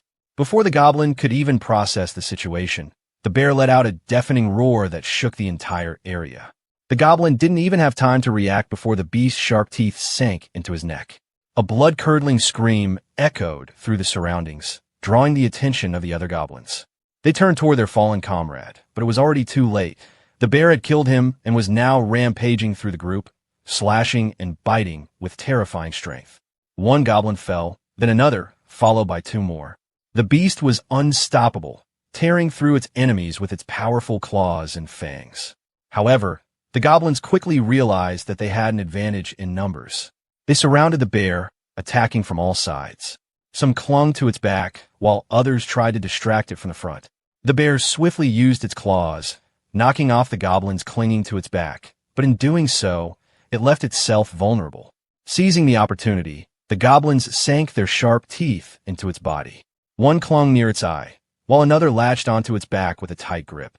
The bear roared in agony, thrashing violently, throwing goblins aside with its massive paws. But the sheer number of enemies was overwhelming.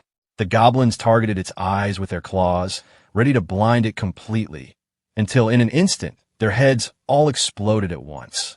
It was over in a single moment. This was likely the effect of the protagonist's domain expansion ability. The bear, initially terrified and confused, suddenly realized it was safe. At that moment, a system notification popped up, citizenship granted. Exhausted from the brutal fight, the bear's body began to shrink, twisting unnaturally as if manipulated by some unseen force. Slowly, human features emerged from its form, and within moments, the massive beast had fully transformed into a stunning woman. Her brown hair and eyes glowed with intensity, but her body was weakened from the fierce battle. She collapsed onto the pavement of the parking lot, surrounded by the lifeless bodies of the goblins. Meanwhile, the protagonist was still writhing in pain, his ultimate eyes ability causing unbearable strain, yet his vision remained as sharp as ever, scanning the surroundings like a surveillance system. His gaze landed on the unconscious woman, and a question formed in his mind. Who is she? The system instantly provided an answer. Her name was Oh Yanju, level 33, with 9 trust points and an A-rank ability. Werebear, a power that allowed her to transform into a beast, greatly enhancing her physical capabilities and regenerative properties. The protagonist's eyes widened in shock, an A-rank ability. The system continued, revealing that Dong Jian and Hiren had reached 50 trust points, unlocking their full loyalty. Meanwhile, Deoxu's loyalty had reached 30, making him eligible to be registered as a vassal. Without hesitation, the protagonist decided to register Deoxu as a vassal. Now at level 25, he had officially earned the title of the third vassal, possessing 52 trust points and 31 ability points. After his awakening, Deoxu had obtained a B-tier ability, Iron Knight, which granted him the power to summon a full steel armor set and a halberd. Deep in thought, the protagonist realized that a vassal's level was determined by the rank of their awakened ability. He recalled that Fatty had awakened a C-rank ability, Strength of the Gorilla, and had reached level 20. Meanwhile, Deoxu's B-rank ability had pushed him to level 25, while Byungo's A-rank ability, Teleportation, had boosted him to level 30. This led to an important question. Was ability selection completely random? If it was, then Byungo's A-rank ability must have been influenced by his loyalty. But if that were the case, Fatty, who had even higher loyalty than Byungo, should have received at least a B-rank ability instead of a C-rank one. The situation became even more confusing when he considered that Deoxu, with only 31 loyalty points, had somehow obtained a B-tier ability. This raised a critical issue. The conditions for obtaining higher-ranked abilities needed to be understood. It was a crucial question, especially since the number of vassals was limited to just 10. That meant selecting individuals with the highest potential ranking would be the most beneficial strategy. Then, another thought crossed his mind. Did it make a difference if someone awakened first and then became a vassal? The system provided one more piece of information. An awakened individual could freely move between staircases, hallways, and elevators. The protagonist decided it was time to take action. Moving toward the elevator, he activated his ultimate eyes ability as soon as he reached it. His gaze sharpened, scanning everything in detail. Meanwhile, a woman remained unconscious in the parking lot, lying near the lifeless bodies of the goblins. Without wasting time, he called for Fatty, who arrived immediately. He instructed him to bring the unconscious woman from the second floor of the parking lot to their floor. At the same time, the rest of the team was busy dismantling and recovering the materials used for the electric trap near the emergency staircases. Deoxu felt relieved after the sudden defeat of the goblins, but curiosity got the better of him. He questioned his teammates about why the goblins had exploded so abruptly. Gaeong speculated that it had to be someone's doing. Dongjan, who was now growing nervous, quickly realized that such a powerful skill could only belong to one person. There was no doubt in his mind. The protagonist had been behind it. A memory surfaced in Dong Jian's mind. When he had first met Fatty, he had described the protagonist as a mysterious individual. He also recalled how Fatty had once mentioned a hot bath that had left the girls astonished, and how their meals had been possible only because of the protagonist's ability. Connecting all these moments, Dong Jian felt even more uneasy. He was now certain that the terrifying skill belonged to none other than the protagonist. As Dong Jian wrapped the wires around his hands, his gaze fell on Byungo, and another realization struck him. Byungo had once been an introvert, someone completely different from who he had become after meeting the protagonist. Understanding the sheer extent of the protagonist's abilities, Dong Jian couldn't help but think that in this world, being saved by him was equivalent to being chosen by him. Meanwhile, the elevator reached the ground floor. Fatty wasted no time and ran toward the unconscious woman. Lifting her up quickly, he followed the given instructions and headed toward the 30th floor. The protagonist, using his ultimate eyes, observed everything like a surveillance system, ensuring that nothing escaped his sight. At that moment, a flashback began. A small toy car rolled across the parking lot as a child played with it, his face full of joy. His mother stood nearby, watching him with a warm smile. The boy excitedly called out to her, eager to show what he could do. But just as he stood up, waving at his mother, something emerged behind him. The mother's smile instantly vanished, her expression twisting into one of sheer horror. Terror gripped her as 3 monstrous goblins surrounded her innocent child, who remained blissfully unaware, still looking at her with happiness.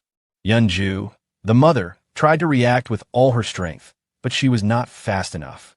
The goblins attacked, and there was nothing she could do. She could only watch in helpless agony as her son's final moments burned into her memory, becoming a nightmare that would never fade. Now, only one thing remained, a small toy car, the last remnant of her child's presence. Suddenly, Yunju regained consciousness. Gasping, she was jolted awake by the painful memories that had haunted her. As her vision adjusted, she turned to her side and saw the protagonist calling her by name. Slowly, she sat up on the bed, clutching her head as a sharp pain throbbed inside. The protagonist extended his hand and introduced himself, expressing that he was glad to meet her. However, Yeonju ignored the introduction entirely and immediately demanded to know the truth. The protagonist remained silent for a moment, unsure of what she was referring to. But Yeonju quickly clarified. She wanted to know if he was responsible for making the goblins' heads explode. For a brief second, the protagonist froze. A faint tremor ran through his hand, but he clenched his fist tightly, steadied himself, and admitted the truth. He confirmed that it had indeed been his doing. As Yeonju processed his words, her mind raced. The realization of how powerful he truly was began to sink in. Someone who could annihilate an entire horde of goblins in an instant, and that too with such ease. What kind of person possessed such terrifying power? A thought struck her, one that wavered between fear and hope. If he could do that, then perhaps, just maybe, her body trembled as desperate thoughts flooded her mind. Then, unable to hold back any longer, she clasped her hands together and pleaded. With tears streaming down her face, she begged him. Just for one day, she wanted her child back. Just one more day. The protagonist looked at her, taking in her tear-filled eyes and the unbearable sorrow etched on her face. She was just a mother, a grieving woman who had lost her child in the cruelest way. Tears continued to spill as she sobbed, her voice breaking as she admitted how much she missed her son. Clenching his jaw, the protagonist felt a surge of anger rise within him. The mere thought of her losing her son to those vile goblins filled him with frustration. Yeonju wept uncontrollably, her words barely forming through the overwhelming grief. The protagonist stood there, motionless, as though frozen in place, his mind racing with possibilities. Was there really a way? Could something be done? Determined to find out, he attempted something through the system. He tried issuing a mission. The objective was to hunt down 1,000 goblins. There was no time limit, no failure penalty, and the reward was clear, the revival of the lost child. As he thought about the possibility, a wave of unease washed over him. Could this truly work? But before he could dwell on it, the system responded with a notification. The mission could not be issued. Frustration bubbled inside him as he realized that revival was beyond his current capabilities, no matter how much power he held. But then, something unexpected happened. Another system notification appeared. The reason the mission could not be issued wasn't because revival was impossible. It was due to insufficient funds. The system suggested that once the required funds were acquired, he could try again. The protagonist stood in shock, his mind struggling to process what he had just read. Did this mean it was actually possible? If he gathered enough money, could he truly bring someone back? Excitement surged within him as he demanded confirmation from the system. Was it really possible to revive someone as long as the necessary funds were available? Returning to the room, he found Yeonju still crying. He knew that he had no idea how much the cost of revival would be, but now that he had discovered the possibility, he couldn't just ignore it. Calling out to Yeonju, he got her attention. She quickly wiped her tears and looked up at him, her expression filled with desperation. With a serious tone, the protagonist informed her that there might be a way. A faint glimmer of hope flickered in Yeonju's eyes. Even without any guarantees, the mere chance of a possibility was enough to give her some relief. Still sobbing, she gripped the bedsheet tightly and asked if it was true or if he was just playing a cruel joke. The protagonist reassured her this was no joke. Something like this was far too serious for him to make light of. However, he admitted that it wouldn't be possible right away. Yeonju slowly nodded, understanding the weight of his words. The protagonist then added that he wasn't sure how long it would take, but there was definitely a way. Yeonju met his gaze, determination rising within her despite her grief. Without hesitation, she declared that she was willing to do whatever it took. She needed to know what had to be done. And with that, this episode comes to an end. If you want to see the next episode, then make sure to like this video and help us reach the 500 likes goal. Also, let me know in the comments what improvements you'd like to see. And yes, don't forget to subscribe to the channel so that as soon as the next part drops, you'll be the first to know. Also, there are plenty of manhwa recap videos on my channel, so definitely check them out. Alright then, see you in a new recap soon. Till then, bye-bye. Jaehyun has Dong Jeon's group now. He's got Moon Byung-go, Deoksu, and Fatty all powered up. That squad's already stacked, and if Yeonju joins in, a level 33 fighter, they'd be set to handle most monster threats. He figures the move now is to upgrade all 7 of his minions.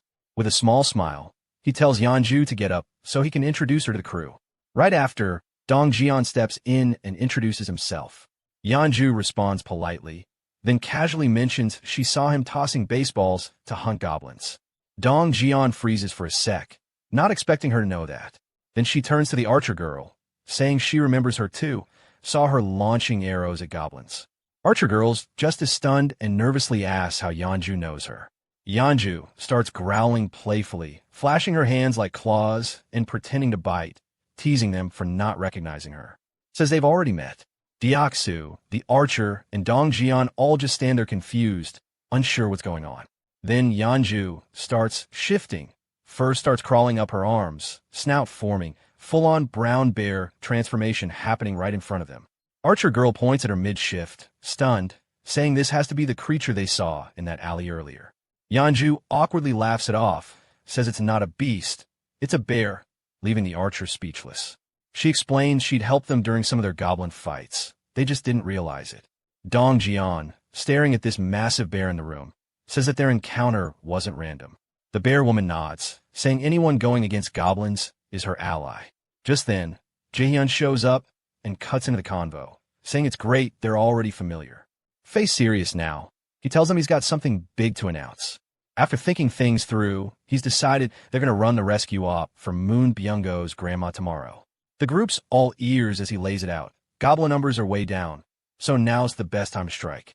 Fatty's going to sit this one out though, he's injured. Jaehyun says he borrowed Fatty's room since Yanju kind of stole the bed. Then he drops the update. Yanju's officially joining the mission. She thanks him, a bit nervous, and greets the rest of the squad. With the meeting wrapped, Jaehyun tells everyone to prep for the next morning. Everyone's locked in, no hesitation. After that, Jaehyun pulls Diaksu and Moon Byung-go aside for a quick chat in the hallway. They're clearly uneasy, not knowing what's coming. He tells them to chill, it won't take long. Then CO Jun drops the bomb, asking if they know why he called them. Both guys flinch, completely caught off guard. Diaksu stammers, saying he's not sure. Moon Byung-go steps up, guessing it's got something to do with the powers they just awakened. Jaehyun smirks and says yeah, it's about their powers. Then he breaks it down, both of them awaken this time. They're stunned, not expecting their leader to be this sharp. Jaehyun goes on. Moon Byung-go's ability is teleportation. That instantly hypes him up, ready to learn how to use it. Diaksu, on the other hand, gets something called Knight of Steel, and now he's real curious what that means. Jaehyun's face shifts to something more serious. He knows he needs to fully understand their new powers before sending them into the field. He pops open the system screen and checks their progress. He assigns a new mission to both, demonstrate their new powers within the next hour. If they succeed, their strength goes up. If not, they're sleeping in the hallway. The system locks it in. Jaehyun's kind of into these squad-building missions now. While he's thinking, Diaksu can't hold it anymore and calls out, super hyped, wanting to know if he really got a new power. Jaehyun just nods. Diaksu's energy shoots through the roof. He's pumped, snorts like an excited kid, then asks what Knight of Steel actually does. Jaehyun explains. It lets him summon a full steel armor set and a halberd. Before Diaksu can start overthinking it, a sudden flash of blue light pops beside him. Moon Byung-go just activated his teleport. One blink and he's gone. Diaksu's jaw drops, completely shook at how fast Moon picked it up. Jaehyun and Diaksu exchange big-eyed stares, still processing. Then Moon Byung-go reappears in the hallway, landing a bit wobbly. He looks at his hands like he just touched magic, face lit with pure joy. Fist clenched, he says that with this power, saving his grandma is going to be easy. The system sends Jaehyun a notice. Moon's trust and loyalty levels just went up. Overwhelmed with emotion, Moon Byung-go bows deep to Jaehyun, thanking him for everything. It catches Jaehyun off guard for a sec. He tells him to hold up and think things through.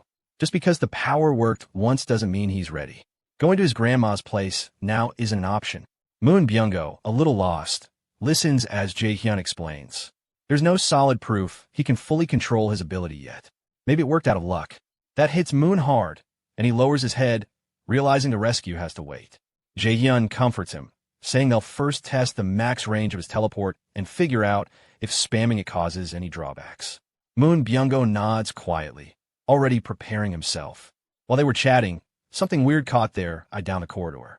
They turned and spotted a knight decked out in shiny steel armor, swinging around a massive halberd like it weighed nothing. Deox's jaw dropped. Dude looked straight up OP. He was hyped, instantly vibing with how badass the weapon looked on him. Then boom, the system pinged Jaehyun with a message saying Deoxu's trust and loyalty had gone up. While Deoxu was busy playing around with the halberd, Jaehyun called Moon Byung-go over and pointed to a nearby building. He wanted him to try teleporting to it. Moon Byung-go locked eyes on the spot, doing mental math, figuring out the distance, and if his stamina could take it. This was only his second attempt, after all. He finally looked over and said he'd give it a shot. The system dropped a new mission on him. Teleport to the rooftop of Building 113 within 3 minutes. Reward, teleportation upgrade. Penalty, sleeping outside. No pressure. Moon Byung-go focused up, took a stance straight out of Dragon Ball, and started channeling his energy. Deoxu hyped him up from the sidelines, yelling support like a proud sidekick. With everything aligned in his head, Moon Byung-go opened his eyes, and bam, he vanished in a flash of blue light. The power burst was so wild that Deoxu had to brace himself in a shockwave. Seconds later, Moon Byung-go landed on the rooftop, full-on superhero pose. But the moment of glory didn't last. His face twisted in pain, eyes rolled white, and he dropped like a stone. From the roof, he waved at the crew, yelling that the mission was a success. The system confirmed it, and Jaehyun let out a deep sigh, proud of how quickly he'd picked up the ability. Moon Byung-go smiled like a kid, riding that high. Then, out of nowhere, he passed out cold right there on the rooftop. Both Jaehyun and Deoxu froze. Vibes went from pumped to panic real quick. Jaehyun wasted no time. He summoned a servant and brought Moon Byung-go's limp body back to the corridor. They laid him on a bed, hoping he'd bounce back fast. Deoxu, visibly stressed, asked if he'd be alright. Jaehyun scanned the system readout and nodded. Just knocked out. The teleport drained him hard. With enough rest, he'd be fine. The system backed it up. Byung-go was healthy, just in deep sleep. Jaehyun added that it probably happened because his body's still adapting to the new skill. Deoxu breathed easier, relieved. Then Jaehyun hit him with a curveball. It was Deoxu's turn now. The system pulled up a new mission. Do 100 push-ups and 100 squats in full steel armor. Time limit, 10 minutes. Reward, buff strength. Penalty, outdoor snooze. No time to complain, Deoxu dropped down and got to work. Steel armor weighed a ton. Every rep burned. Sweat streamed down his face, splattering on the floor as he powered through. He didn't stop. He gritted his teeth and pushed through the squats. When it was done, he stood up like a warrior who just won a boss fight, chest heaving, yelling that the mission was complete. The system confirmed it. Kong Deoxu had pulled it off. Breathing like he just ran a marathon, he leaned against the wall, catching his breath while Jaehyun watched, straight up impressed. With a body like that, sturdy, built, relentless, it's no wonder he crushed the challenge. Suddenly, the system flashed something brand new. Jaehyun narrowed his eyes, reading the odd notification. As he scrolled through it, Deoxu asked if that was really all. Jaehyun gave a warm nod, said he did great and could go rest. The system finished calculating and updated the stats. Deoxu's strength slightly up. Turning to Jaehyun, Deoxu thanked him for all the help, genuine gratitude in his voice. Jaehyun, still processing the surprise notification, could feel the shift in his own body. Energy flowed through him, fists clenched tight, power buzzing under the skin. He looked down, smirked, and muttered that this reward just changed the game. Next day, deep in some shady alley in Busan, Dong Jian was screaming his lungs out, telling everyone to run. The crew scattered like roaches, trying to escape the goblin swarm chasing them down. But Deoxu didn't budge. He turned around, face full of rage, took one good look, and made his move. The goblins, laser-focused on the chase, got flashbanged by a blinding light right in their faces. As they squinted through it, they saw a giant dude in steel armor wielding a massive halberd. Deoxu didn't wait. He rushed in and skewered the nearest goblin in one brutal strike. Then came the combos, clean diagonal slashes cutting down goblins like weeds. But the little monsters weren't backing off. Fueled by blind rage, they pushed forward. Deoxu prepped for a straight-up brawl, but those slimy things switched tactics, swerving past him to hit the squishier backline. Then, out of nowhere, a volley of arrows started nailing goblins in the head like target practice. Deoxu spun around and saw Moon Byung-go standing there with a bow, told him he'd cover the back, so Deoxu should focus on the front. With a cocky smirk, Deoxu locked eyes with the remaining goblins and turned back. The goblins froze, clearly spooked. Slowly, They started backing away. Deoksu, pissed, shouted after them, daring them to come back. But just as they turned tail, a massive shadow dropped in front of them. The bear girl had arrived, eyes glowing red like a demon. Her dramatic entrance was no joke. She'd been waiting in ambush, ready for this exact moment. The goblins knew they were screwed. They dropped to the ground, full of regret and despair. No one held back. Moon Byung-go's arrows were sharp and deadly. Deoksu's halberd crushed every goblin in his way, and the bear girl shredded through them with her claws like it was nothing. They wiped the whole squad. Dong Jian spotted the opening and yelled to Moon Byung-go to dip. Byung-go didn't waste a second. He bolted toward his grandma's house. While running, he shouted back a quick thanks, genuinely grateful for the backup. Meanwhile, Jaehyun got a system ping. It said Moon Byung-go completed his mission. Another pop-up appeared, starting the reward evaluation. Back in his room, Jaehyun sat there with his ultimate eyes activated, munching on cup noodles, watching the screen. The system chimed again, evaluation complete. The dude just bagged 132,966 won, straight into the Shutin's wallet. Jaehyun froze mid-bite. Actual cash this time. He took a second, then kept eating, thinking things through. Last time Deoksu got strength as a reward, so now the rewards seemed randomized. Made sense. Harder missions, better loot. Another chime confirmed Moon Byung-go had finished all his missions for the day. The system instantly started tallying the rest. Still slurping noodles, Jaehyun cracked a grin. Time to see what he pulled. Boom. System said he hit the jackpot. For anyone clueless, it explained that a jackpot is the biggest prize, like in slots or lotteries. Jaehyun went still, cup noodles stuck halfway down his throat, eyes glued to the screen. Then the reward dropped, a skill point. Jaehyun smirked. Perfect. He could now pick exactly where to drop it. Back on the street, Moon Byung-go was flying through the city, blue aura trailing behind him. His body was tired, sweat dripping, but his brain was in full panic mode. He was thinking nonstop about his grandma. The house came into view, a tiny, plain one, totally open to monster attacks. No barriers, nothing. Didn't even hesitate. He dashed in, straight up stormed through the place, calling for his grandma. Room to room, heart pounding. Then he hit the bedroom. His eyes widened. There she was, curled up on a futon, sound asleep. Calm as ever. He crept in, slowly placing a hand on her shoulder. Whispered her name. She stirred, blinked slowly, voice weak and sleepy. Asked who was there, reaching for him with shaky hands. Then she recognized him. In that second, the air hit different. Moon Byung-go's throat tightened, eyes blurred. He lost it. Full breakdown. Hugged her like his life depended on it, sobbing into her shoulder. Said sorry over and over, heart cracked open. She just smiled, patted his back, called him brave. Said she knew he'd come. Right then, another system message popped up in front of Jaehyun. Moon Byung-go's loyalty hit 100. He officially became a vassal. That bumped the total number of vassal slots up. Jaehyun squinted at the update. So apparently, when someone trusts you enough, you unlock more slots. The screen showed current vassals. Choi Hyungjin aka Fatty at level 20, Moon Byung-go at level 30, and Kong Deoksu at 25. He scratched his chin, so he could level them up too. Tapped the plus sign beside Byung-go's name. Boom, new window. Not enough cash to level up. Then it showed the price. 100 million won. Jaehyun's jaw dropped. Fist clenched. That's what it costs for just one level up. Dude was fuming. Rubbed his temples, punched the table lightly. Then sighed and whispered under his breath that he'd make it up to Byung-go by grinding emissions every single day. Right then, a sudden noise yanked Jaehyun out of his thoughts, instincts flaring. The elevator was moving. His brow creased. His squad was still out there, busy fighting goblins. With narrowed eyes, he activated ultimate eyes. Pupils went dark. Vision stretched across the whole building. Outside one of the apartment doors stood two people, a guy carrying a box and a girl knocking, asking if anyone was inside. Something fell off. Their faces didn't scream friendly, and those dark-eyed bags weren't just from lack of sleep. Jaehyun clocked the apartment immediately. Fatty's wife lived there. Inside, she hesitated.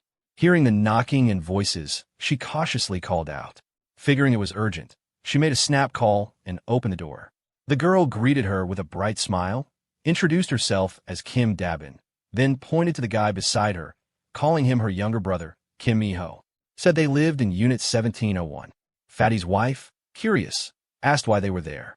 The girl sighed and said she needed help, leaving Fatty's wife a little confused.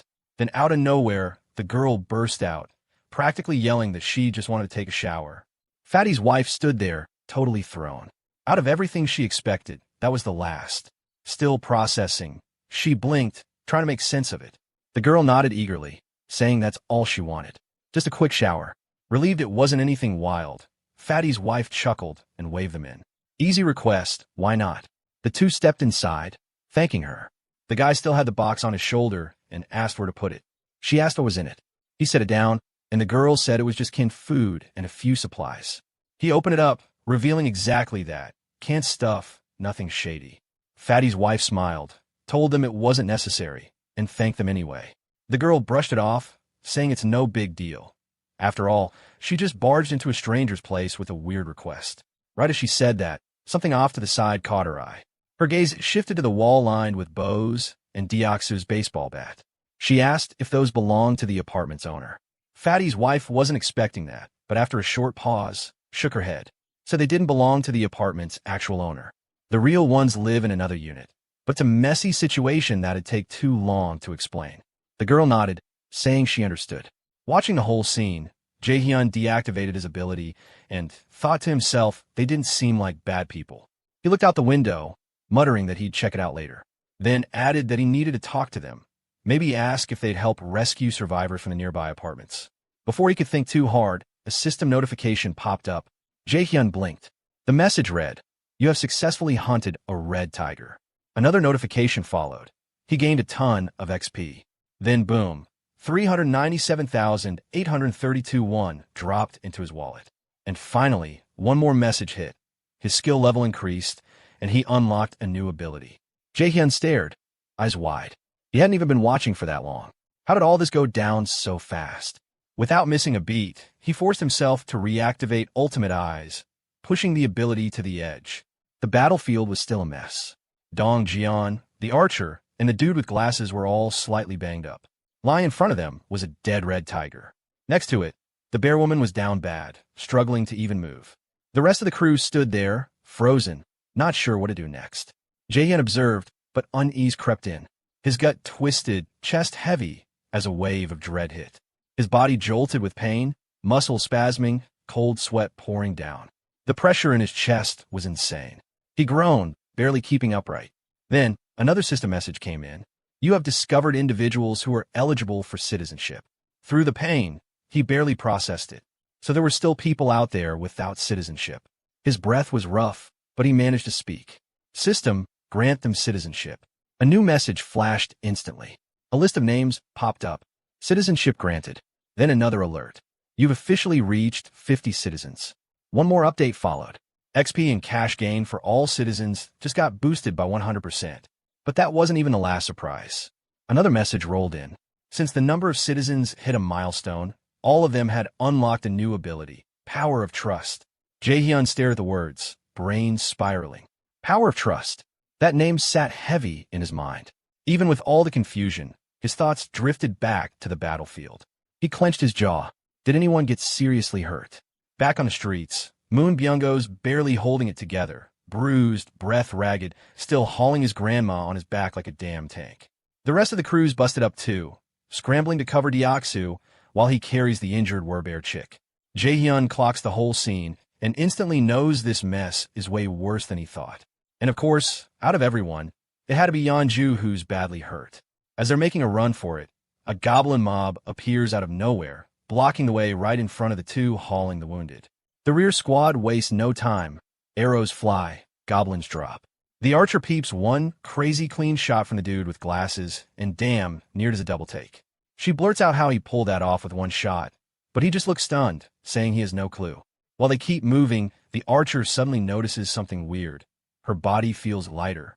Dong Jian, running beside her, agrees. Turns out he's not even out of breath anymore. Meanwhile, back with Jaehyun, the system finally drops a bomb. The ability Power of Trust is a passive skill that buffs all stats by X%, where X equals each citizen's trust level. Jaehyun stares at the message, dumbfounded.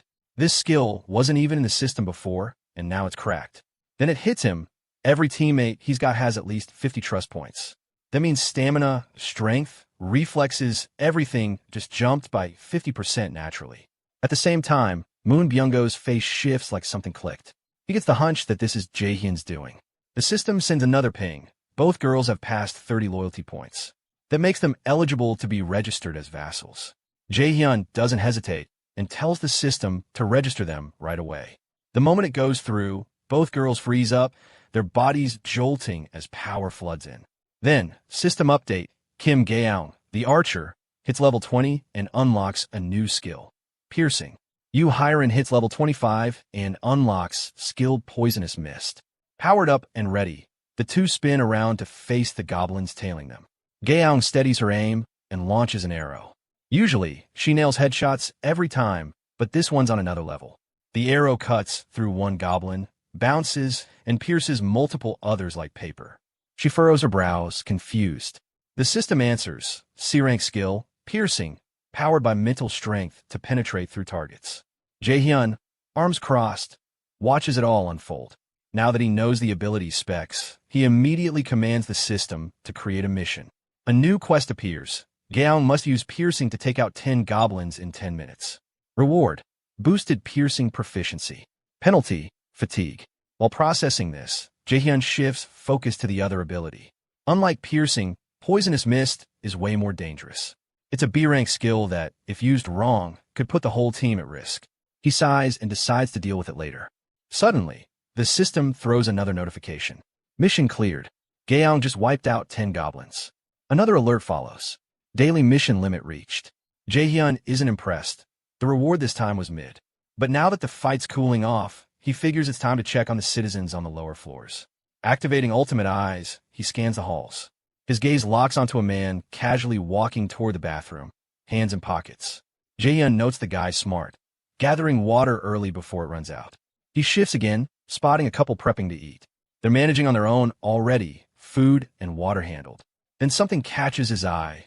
Off in a room, a woman lying still on the floor. No hesitation. Jae-hyun sprints. System flashes another update. Kim Do-jung. Trust level, 18. Ability, healing awakened. His heart pounds. A healer. He locks eyes on the unconscious woman, reads the skill description. She can heal injuries. The urgency hits him like a truck. She's their first healer, and they desperately need her. Without wasting a second, Jae-hyun bolts forward. He's not letting her slip away. After sprinting through the halls, Jae-hyun finally pulls up to the door of the room where the woman had collapsed. Still catching his breath, he composes himself and grabs the doorknob. He tries turning it slowly, hoping it'll just open up. But nope, the thing's locked from the inside. His face drops into a frown as it hits him that he's stuck outside with no way in. Shoulders sag a bit, frustration bubbling up. He takes a step back, already thinking a plan B. Then something weird happens. His eyes go wide as the system pings him with a new notification. Total randomness, or maybe fate, just handed him a fresh skill. The system drops the info. It's called Invisible Hand, and it's sitting at level 1. Description says he can summon and control an invisible hand whenever he wants. Reading that, something sparks inside him. His fists clench as he accepts this wild, unreal power now in his corner. Quietly, he sends out a mental thanks for the unexpected gift. He shuts his eyes for a sec, locking his focus on the door, visualizing the lock giving in like it's bending to his will. When he opens them, boom, floating in front of him is a tool, a sturdy bolt cutter, glowing with the same weird energy he started relying on.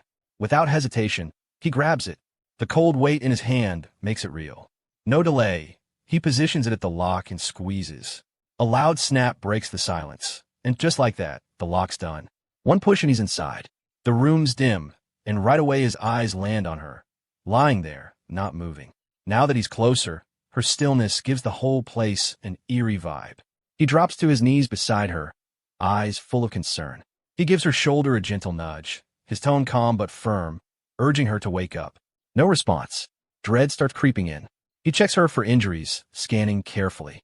But what catches his attention instead is her face. Pale as hell, lips dry and cracked. The signs scream dehydration, and it's bad. His brain kicks into overdrive.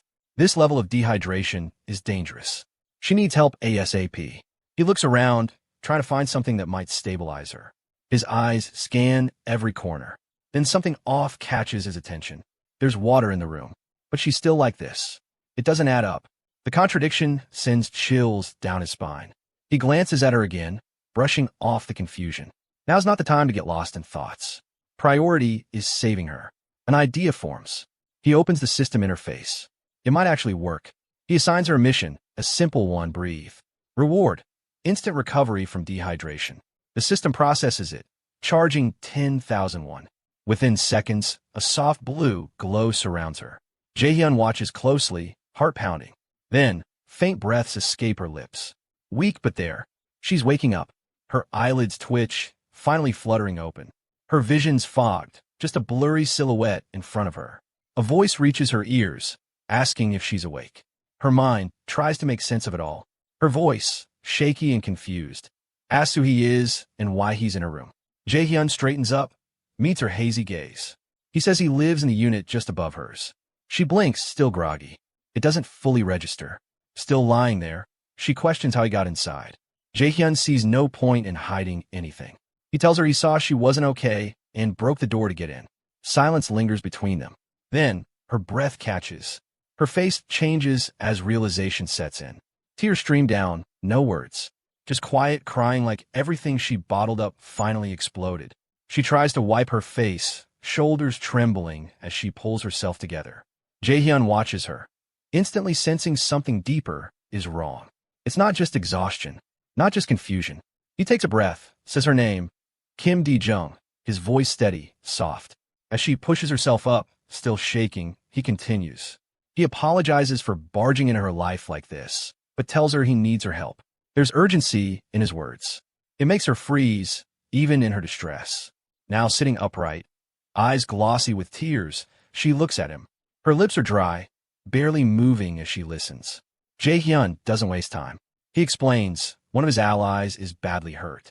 The words hit her slowly. She turns to face him, trying to process what he just said. Silence stretches. She stares, confused. His ally, seriously injured. He's telling her this. She doesn't get it. She doesn't even know this guy. Panic builds inside her. He wants her to save someone.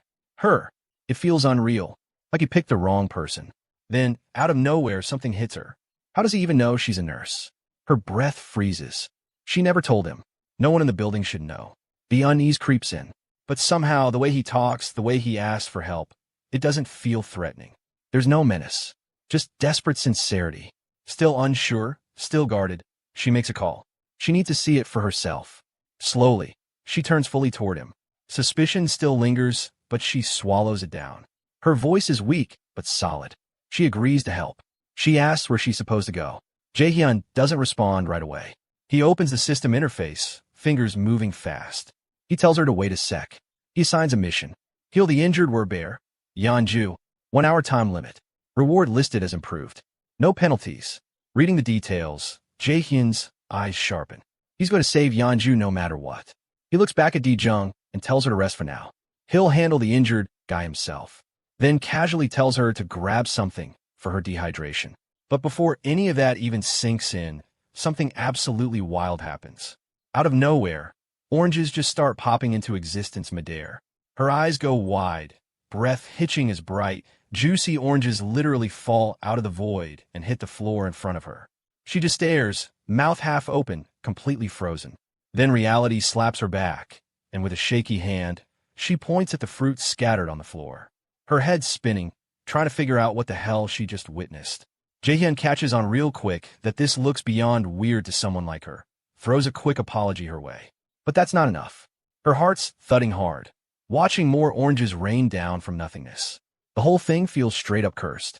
Like, what kind of man even is this? Before she can spiral deeper, Jaehyun just turns around. There's this smug little smirk on his face, and he tells her he'll explain later once things settle down.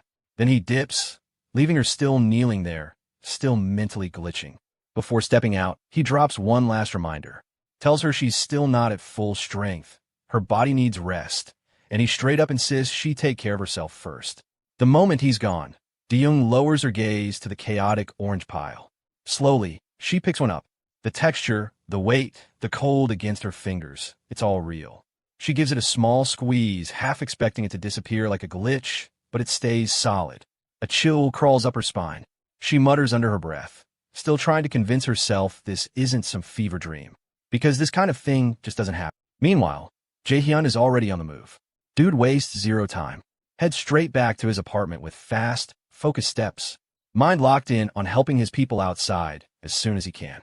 The system hits him with a ping. Healer's trust level just went up. He pauses for a sec, staring at the notification. It's clear she didn't trust him before, but now something's changed, even if just a bit. Still not enough to let his guard down. Trust takes time, and he gets it. If someone had broken into his place randomly, he'd probably react the same. He shakes it off and steps out onto the balcony, looking down at the street. His thoughts are heavy, but then everything freezes. Blood goes ice cold. Charging through the street below is a massive red tiger. Beastly, furious, lightning fast, and it's chasing his crew. His chest tightens as he spots his allies, sprinting like their lives depend on it. The fear in their movements says it all, but the monster's closing in, its fangs gleaming like death itself. The damn thing locks eyes on them, body moving with terrifying precision. It's not just a threat anymore. It's full-on predator mode. Jaehyun's head spins with panic. This is way past dangerous. This is straight-up slaughter incoming. Down below, chaos is popping off. The red tiger prowls like a demon, every step dripping fear into the squad's hearts. They're running wild, not even daring to look back. Survival mode fully kicked in. In the middle of the chaos, Hyren, the poison girl, fumbles. Her foot rolls weird, pain shoots up her leg, and she crashes hard. Her scream cuts through everything. Archer and Dong Jian instantly stop, faces twisted in panic, calling out to her like she's slipping through their fingers. Hyren grits her teeth, trying to move, trying to fight through the agony, but her body's basically shutting down. Exhaustion hits like a wall. She can't move, no matter how much she wants to. Archer's voice cracks through the air, screaming for her. Meanwhile, the red tiger's already coiled up, eyes locked on her like it's savoring the kill. It lunges just as she manages to stagger up, completely unaware how close it's gotten. Her mind's off somewhere else, maybe clinging to a last-ditch idea, maybe just in denial. And then she turns. That 1 second of eye contact is all it takes. The truth slams into her. The beast is right there, and it's already too late. The hopelessness settles into her bones. She stops fighting it, stands frozen, bracing herself for the end, ready to be torn apart. And then, flash, violet smoke. She's gone. The tiger's jaws snap on thin air. A low growl rips through its throat, eyes burning with pure confusion. It doesn't get it. 1 second she was there, the next gone. The failed kill pisses it off even more, throwing the beast in a full rage mode. Right then, Hyren popped back into reality, dazed, drenched in sweat, and gasping like she just ran through hell. Her brain was glitching, trying to process whatever the hell just happened. Felt like she died or something, maybe even crossed into the afterlife. But the pain in her body said otherwise, sharp, raw, and way too real. That's when her eyes landed on him. Jaehyun, standing there, staring at her like he just yanked her back from the edge. It was way too close. One blink slower, and she'd be toast. The weight of that hit him hard. Hyren, still shaking like a leaf, looked up at him but didn't say a word. She was done, emotionally and physically. Just outside, the others were still in chaos mode, running for their damn lives. Jaehyun inhaled deeply, tried to reset his brain. At least he bought them a little breathing room. One less person in immediate danger meant the rest had a sliver of hope to escape. Then boom, his system screen lit up. A fresh alert. He just found people who met the criteria for citizenship. The system straight up asked if he wanted to approve it. He didn't even get to process that before something shifted in the corner of his eye. Moon Byung-go appeared out of thin air, teleporting right into the apartment with his grandma in his arms. Dude was panicked, breathing hard, but still holding on tight to the old lady. He turned to Jaehyun, eyes pleading, silently begging him to protect her. Jaehyun glanced at both of them, saw the fear in Byung-go's eyes, but his own mind was stuck on something more pressing. He raised his hand, signaling Byung-go to wait. There was bigger shit going down. Byung-go opened his mouth, ready to argue, to demand answers, but when he saw the look on Jaehyun's face, he shut it. The seriousness in his eyes made it clear. Whatever was happening now was beyond what he could handle. He just nodded, understanding that Grandma wasn't top priority right now. Down on the streets, the red tiger was still on the hunt, locked onto the fleeing group like a beast possessed. It wasn't backing off, not even a little. Its killer instinct was dialed all the way up. Jae-hyun clenched his fists, forcing himself to stay locked in. He had no choice. He activated his new skill, Invisible Hand, and made the call. That tiger had to die. No other option. Meanwhile, the archer, Dong Jian, and Togi-ai, still dragging the busted-up werebear, kept sprinting. But the damn tiger was catching up no matter how hard they ran. Dong Jian threw a quick look over his shoulder, stomach twisting into a knot. If this kept going, they were going to get wrecked. He had to step up. No thinking, just instinct. Dong Jian skidded to a stop, stomped his foot down, and gripped one of his baseballs like his life depended on it. His heart thundered in his chest as he pulled back his arm, channeling every ounce of power he had. A faint blue light started glowing around him, getting stronger with every second. He chucked that ball with everything he had. It cut through the air like a damn bullet. For a second, hope flickered. Maybe that would land. But nah. The tiger dodged like it had hacks on. Nasty growl tore through the air. The red tiger lifted its head and let out a roar that shook the streets, loud and violent, flexing its dominance. The archer screamed for Dong Jian to run, her voice shaking with terror. But it was already too late. The tiger locked eyes on him, fangs bared, claws ready. Dong Jian gritted his teeth. He knew there was no outrunning it now. But he had one play left, one shot at doing something right. He yelled at the others to keep running, and without flinching, sprinted in the opposite direction. If he could drag the tiger away, even if it meant dying, then maybe they'd get out alive. His lungs burned, legs screaming, but he didn't stop. Deep down, he knew this was his final run. Still, he pushed forward. As he neared a parking lot, he silently hoped that goblins or some random monster would show up and draw the tiger's attention. But that thing was still right on him. It was clear now, this really was the end. While running, he risked one last glance back. His breath caught in his throat. The tiger's monstrous fangs were inches away, massive and sharp as hell. No surviving that. Their eyes locked, and in that split second, both of them understood this was it. No second chances.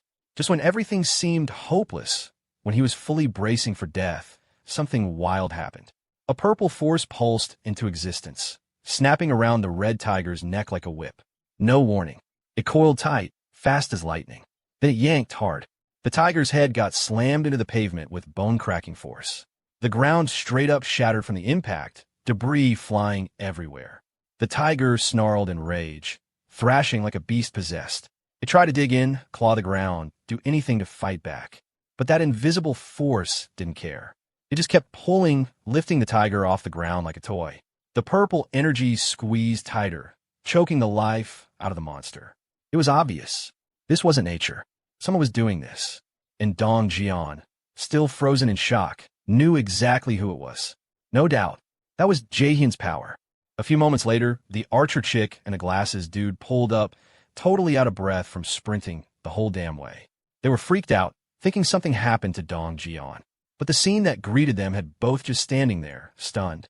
Their eyes went wide, dead-ass shocked, watching the red tiger still squirming, its body hanging midair, getting the life choked out of it by some freaky, invisible force.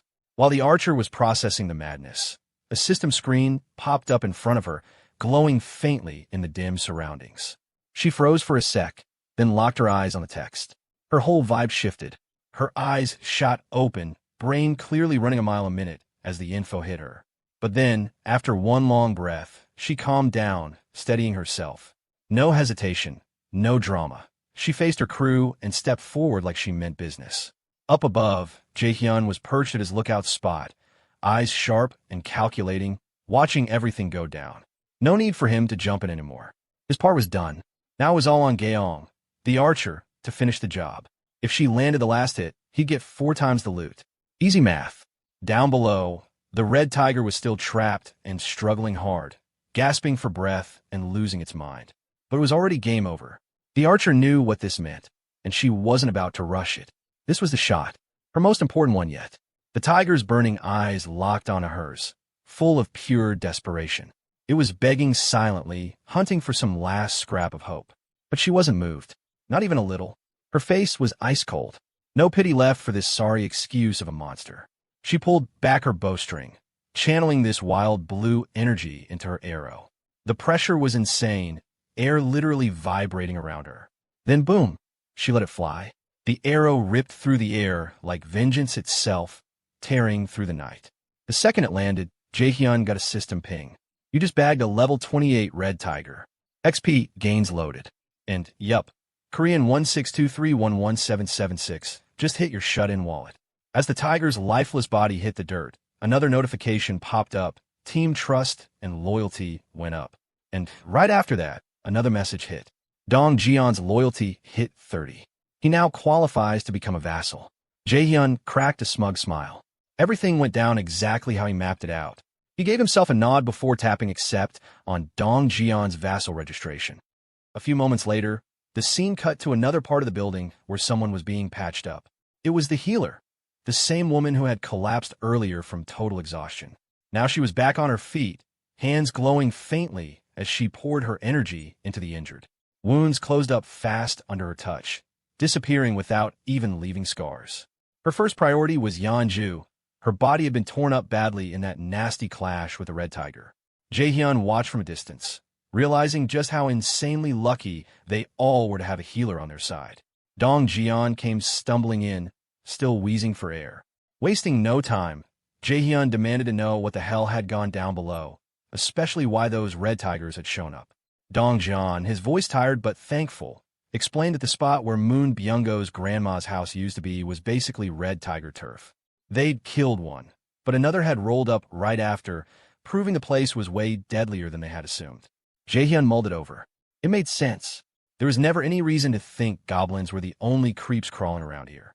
And, come to think of it, there weren't even goblins in this part of the area. That meant those little bastards had probably already taken over the nearby buildings.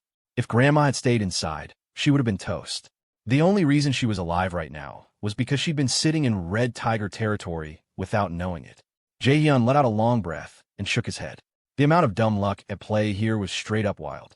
Then, another system notification popped up showing Kim Gaeong's quest results. 73,312 won had been used for it. The healer sighed in relief once she saw her task had gone through. Seeing her reaction, Jaehyun stepped up and told her she did a solid job. But she quickly waved it off, saying all she wanted was to finally go home. Before anyone could answer, a voice cut in. Wait up. Fatty finally reappeared after lying low and recovering. Scratching the back of his head, he looked awkward as hell before blurting out that he wasn't cool with everyone just piling into his apartment all the time. Jaehyun turned toward him, and for the first time, he really noticed just how many people were crammed in here. Everyone else clearly thought the same, their faces stuck between amusement and awkwardness. Jaehyun chuckled, calming the vibe, and reassured him it wasn't a problem. He'd already lined things up. Unit 2901 was empty, fully stocked with electricity, water, and all the basics. They were free to move in. The group went nuts with joy at that announcement. He then called out to Dabin, telling her units 2101 and 2102 were also empty. He promised he'd make sure electricity flowed into those units too, and asked her to spread the word to the other survivors so they'd know they could use the bathrooms and showers there. Dabin and her brother glanced at each other before nodding, saying they'd handle it. Then Jaehyun added that out of those 2 units, Dabin and her brother could claim one for themselves. That floored them. Their jaws practically hit the ground. Jaehyun stayed calm, saying the other survivors could take the remaining unit. Once that was settled, Jaehyun shifted gears. He said he had a favor to ask. Dabin, still stunned, told him to spit it out. Without flinching, Jaehyun said he wanted her to act as the messenger between him and the rest of the survivors.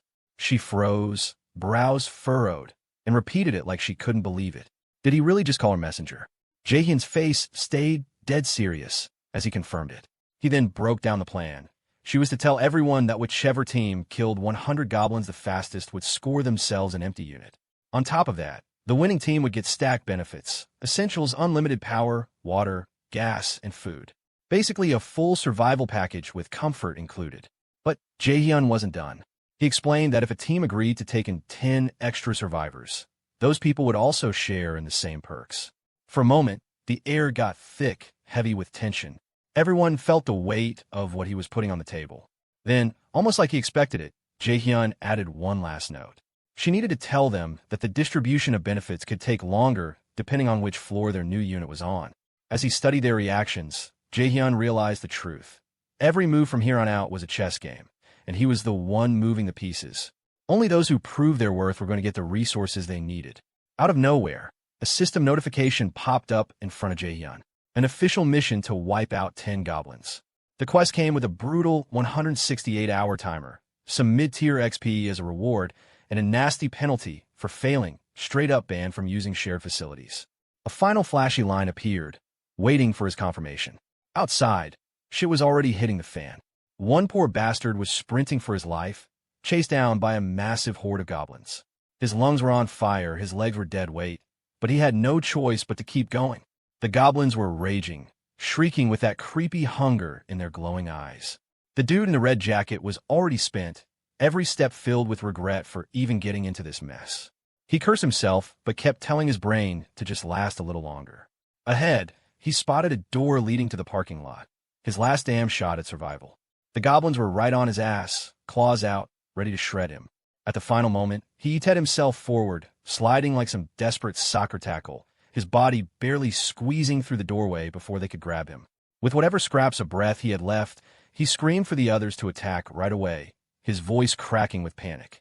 3 other squad members stepped up, each armed with spears, calm but dead serious. They gave a red jacket guy some props for baiting even more goblins than expected. Then, without hesitation, the spear boys charged. Their weapons tore through goblins like butter, each thrust practiced and deadly. Goblins stumbled back bleeding, but others kept pushing with wild fury. The squad cut them down one after another, bodies flung back with every blow. Realizing they were screwed, one goblin let out a shrill screech, a command to retreat. Instantly, several goblins bolted, not even looking back. The spearmen yelled to strike fast before the bastards could escape. One of them suddenly grinned like a psycho, mischief blazing in his eyes. He asked the others if they wanted to see something cool. They nodded, curious but not sure what the hell he was cooking up. The red-hair guy locked in, tightened his grip on the spear, and with raw brute force hurled it at the fleeing goblins. It ripped through the air like a damn rocket. One goblin, dumb enough to think it had escaped, got nailed square in the back, convulsed, and dropped dead. The redhead turned back with a cocky grin, asking the twins if that was badass. The twins were wide-eyed, instantly agreeing it was sick as hell. Stretching his arms like it was just a workout warm-up, the redhead casually asked how many goblins they each bagged. The left twin proudly flexed with 22 kills. The right twin smirked, claiming 23. The redhead's grin widened. Together they had already crushed over 100, officially completing the mission. The twins blinked, shocked at how quick it all went down. Then Min, the red jacket guy, stormed over, pissed off. He went off about how the redhead had said there'd only be around 10 goblins, yet he'd almost died out there. The redhead's forehead veins popped as he snapped back, demanding what Min was whining about now. Min kept spitting fire, saying there was no way anyone could mistake that many goblins for just 10. The redhead rolled his eyes and brushed it off, saying results mattered. Thanks to their win, they were about to get a brand new crib, so Min should shut up. He then told Min to pay attention, calling him bro, hinting they might actually be siblings. Veins bulging, he reminded Min this whole strategy was his idea. He was the one who pushed for spears, which the twins had crafted, and all Min had to do was run, something he was already damn good at. With an annoyed sigh, the redhead gave him an out. If he hated it so much, he could just leave the squad since he wasn't making much of a difference anyway. The twins stepped in before fists flew. One told the redhead to relax, reminding him Min did his part too. The other twin threw Min a playful grin, saying he nailed it as bait and was fast as hell out there. The redhead clicked his tongue, pissed, ranting that Min always found a way to get under his skin. He demanded to know how Min dared to talk back. One twin urged Min to just apologize and move on. With no choice, Min sighed and muttered a half-assed sorry. The redhead scoffed and turned away, saying it was time to move on. They needed to hit the 21st floor to claim their new digs. But when they got there, ready to celebrate, Dabin dropped the bomb. Another team had already beaten them and taken the reward. The whole group froze, stunned, their hype turning into disbelief. In their heads, they had been insanely fast. No way anyone cleared the mission quicker. The redhead's face darkened, his temper flaring. He barked if another team really managed to slay 100 goblins faster. Dabin nodded, confirming it. The redhead furrowed his brows, telling Dabin to quit joking and hand over their house already. Dabin kept a straight face, insisting it wasn't a joke. Then she revealed the team who cleared the mission first had just arrived. Seeing them made the redhead's blood boil even more. It was Dabin's own brother and an old couple, both strolling in with cheerful smiles like they didn't just rob the spotlight. Dabin turned to her brother, wanting to know how things went with Jae-hyun. Her brother laid it out straight. They struck a deal. In exchange for ditching the new house, both his place and the elderly couple's crib would now get electricity, food, and the whole survival package. On top of that, the daughters wouldn't have to go on missions anymore.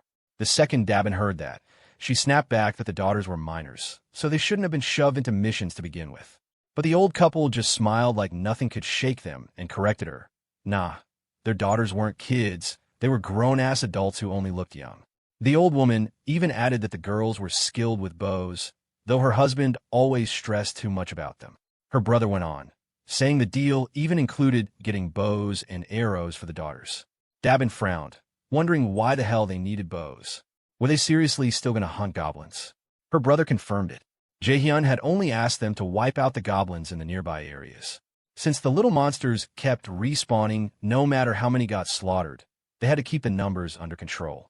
Hearing all that, the red-haired guy was already looking pissed, and he barked at them to cut the useless chatter.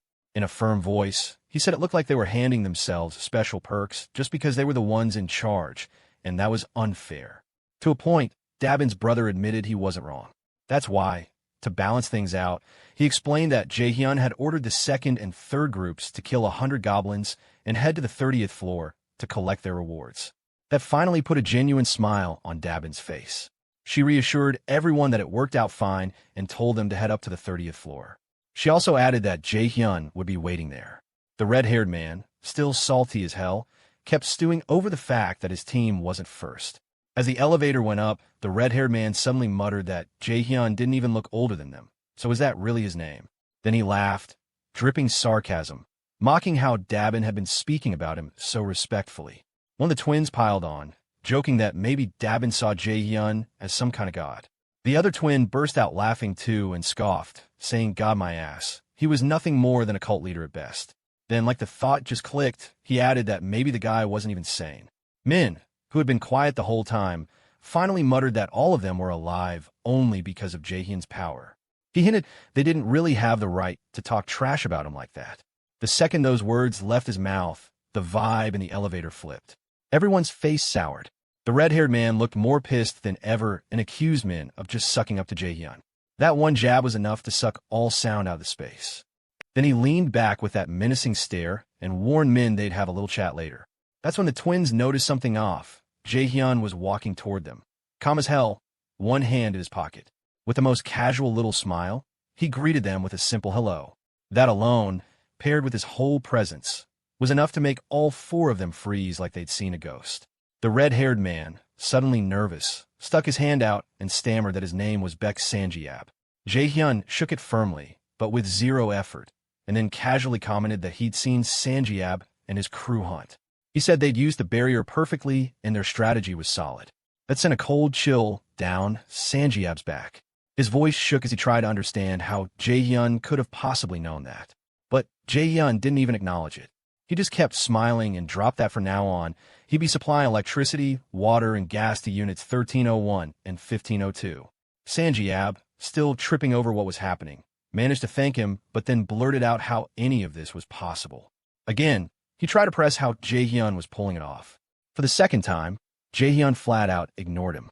Instead, he reminded them they'd earned those benefits fair and square by killing 100 goblins. Then Jae-hyun's smile twisted, turning into something disturbingly eerie. His voice cut through the air with a tone sharp enough to freeze blood. He said, "By the way, I'm not some cult leader." His eyes gleamed with cold amusement as he added, "And I sure as hell don't plan on becoming a god." The weight of that line left the group paralyzed, their spines iced over, no one even able to breathe. With that same devilish grin, Jae-hyun lifted his hand close to his mouth, like he was about to whisper a secret.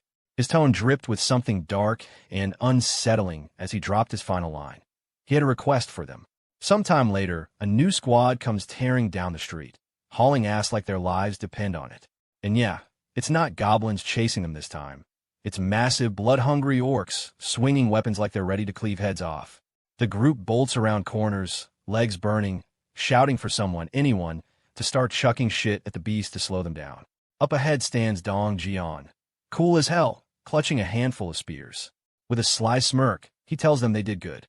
While the orcs stay locked on the fleeing group, he channels raw energy into one of his spears, the blade lighting up with a sharp blue aura. The system pops up, flashing his stats. Level 33, Title 6 Knight, Trust at 70, Loyalty at 78. Awakened ability, Throwing. His throws were already nasty, but now he can burn through mental energy to crank his power 5 damn times higher. Energy crackles along the weapon as he preps his strike. The system also lays it out. His physical stats scale with loyalty, monster drops are tripled, and knights like him level up faster than normal. Then, boom, he launches the spear. It tears through the air and nails the lead or clean. Its buddy goes berserk, roaring, machete in hand, and charges right at him. But Dong Jian doesn't even flinch. Why? Because from the back line, an energy-coated arrow is already screaming through the air, slamming into the orc's skull. The archer had been covering them the whole damn time, which is why Dong Jian looked so calm. The second orc drops, and without missing a beat, Dong Jian whips another spear into the third. The moment it hits, he finally exhales and mutters that it's over. The system chimes again. Jaehyun has successfully hunted a level 19 orc, banking 3,211,098 won toward the mission of killing 100 orcs. With the job done, 3 poor souls hiding from the orcs crawl out alive. Dong Jian steps up, reassuring them there's a safe spot waiting. But just as they head back, the system suddenly throws up a warning. Unauthorized people trying to get in. It prompts Jaehyun, asking if he wants to grant them citizenship. Having just switched off his ultimate eyes, he notices there are 3 newcomers. Accepting them pushes his citizen count to a clean 200. A new notification hits. When thresholds are met, new abilities unlock. This time, it's tax collection. 10% of all citizens' cash funnels back to him, but with a 30-day cooldown. Jaehyun realizes this is basically a money-back guarantee, but not something he can just undo on a whim. He bites his finger, pissed he has to wait, knowing he doesn't have the luxury of time. He's running out of it. His parents still need saving, and he's got to send Dong Jian's team soon. He experiments, redistributing 30% of the collected cash as an investment. The system responds, ding, ability leveled up to 10, handing him 3 extra skill points. But before he can relax, his chest seizes up with sharp pain. A deep purple domain expansion spreads out across the entire building. The system congratulates him. His domain has officially declared across the complex. On top of that, 1 billion won gets dumped into his wallet, and the construction function unlocks. Still gripping his chest, Jaehyun stares at the screen. A list of build options appears with their prices and potential revenue. He sees the total fund and annual production capped at 30 million won. Available projects, solar generator, store, training facility. He's shocked as hell. The solar generator alone costs 130 million won, which means running it for nearly 5 years just to break even. No way that's worth it right now. So he declines, prioritizing immediate upgrades for his vassals. But something feels off. Checking closer, he sees the 1 billion won is locked for construction only. That realization flips the script. This isn't tied to his personal wallet. It's free money just for building. A grin creeps across his face. Why the hell hold back? He instantly confirms the solar generator. The system sets a 24-hour timer, leaving him with 867 million won. Cheap for what it offers, really. He even asks if he can install another, but nope. 1 per building, maxed out. Next, he dives into the store option. And holy shit, it's even better than expected. It links directly to his existing store, letting citizens buy registered items, with the system itself spawning the goods in real time as long as funds are there. No physical shop, no messy distribution headaches. Before, Dabin had been breaking her back handling supplies. Now the system automates it all. Even better, Jae-yun can set prices himself, boosting liquidation rates. He doesn't hesitate, installs the store instantly, picking unit 101 for the location. The timer sets to 48 hours. Then comes the training facility. This one's a beast. It'll crank citizen training efficiency by 200%, and for anyone under level 15, a massive 300% boost. Jae-hyun gets fired up, realizing how insane the grind will be now. He slams it down across the entire second floor, turning the whole damn level into a training hub. The system updates, 72 hours until completion. On top of that, he's got those 3 new skill points. But there's more. The system unlocks itemization. This feature lets products be sold in multiple sizes and quantities instead of just bundles. Intrigued, Jaehyun taps deeper to check the deets. Up until now, people only had package deals. But now, finally, individual purchases are in play. Scrolling through the list, Jaehyun spots a bunch of liquid-based items. Not everything's there yet, but damn, the lineup's way broader now. More food types, more product variations, like the whole system just leveled up. With a sly grin creeping onto his face, Jaehyun cooks up a new plan in his head, realizing just how busted this upgrade could be. Meanwhile, on the battlefield, Deoksu is decked out in his knight armor, squaring up against a nasty orc swinging around a giant-ass knife. The beast slams a strike into him, but the armor soaks it all up, leaving him untouched. Seizing the opening, Deoksu counterattacks, dropping the orc with one clean, brutal blow. Breathing heavy, he mutters under his breath that it was way too close, and this fight's draining the hell out of him. From behind, Dong Jian shouts over, asking what would happen if he just yeeted the halberd he's holding. Deoksu glances at the weapon, admitting he's never even thought about that before. Dong Jian tells him to hand it over, wanting to try something dumb but bold. The moment it's in his grip, that familiar blue aura crackles around his hands. He locks in, hurls the halberd with all his strength, and the damn thing rockets through the air like a missile, vanishing into the horizon with ridiculous force. Deoksu's jaw drops, eyes wide, like he can't believe what he just saw. He seriously thought Dong Jian was joking about throwing it, but nope, the weapon's gone. Dong Jian crosses his arms, calm as hell, and says it's already been thrown. Now Deoksu should just cancel the summoning and call it back. That's when it clicks for Deoksu what Han was thinking earlier. He channels his energy, cancels the halberd summon, then reactivates it, and boom, another halberd instantly materializes in his hands. He stares at it in awe, shock melting into pure hype. Ecstatic, he turns to Dong Jian, calling him a damn genius. Dong Jian brushes it off, telling him not to blow things out of proportion. Right then, the archer rushes up, tense as hell, saying they've got to dip because her arrows are nearly tapped out. But before the words fully leave her mouth, something strange flashes on the ground. She looks down, and there it is, a fresh quiver stacked with arrows, appearing like it was dropped straight from the system. It's like Jaehyun himself is telling them to keep pushing forward. Retreats off the table.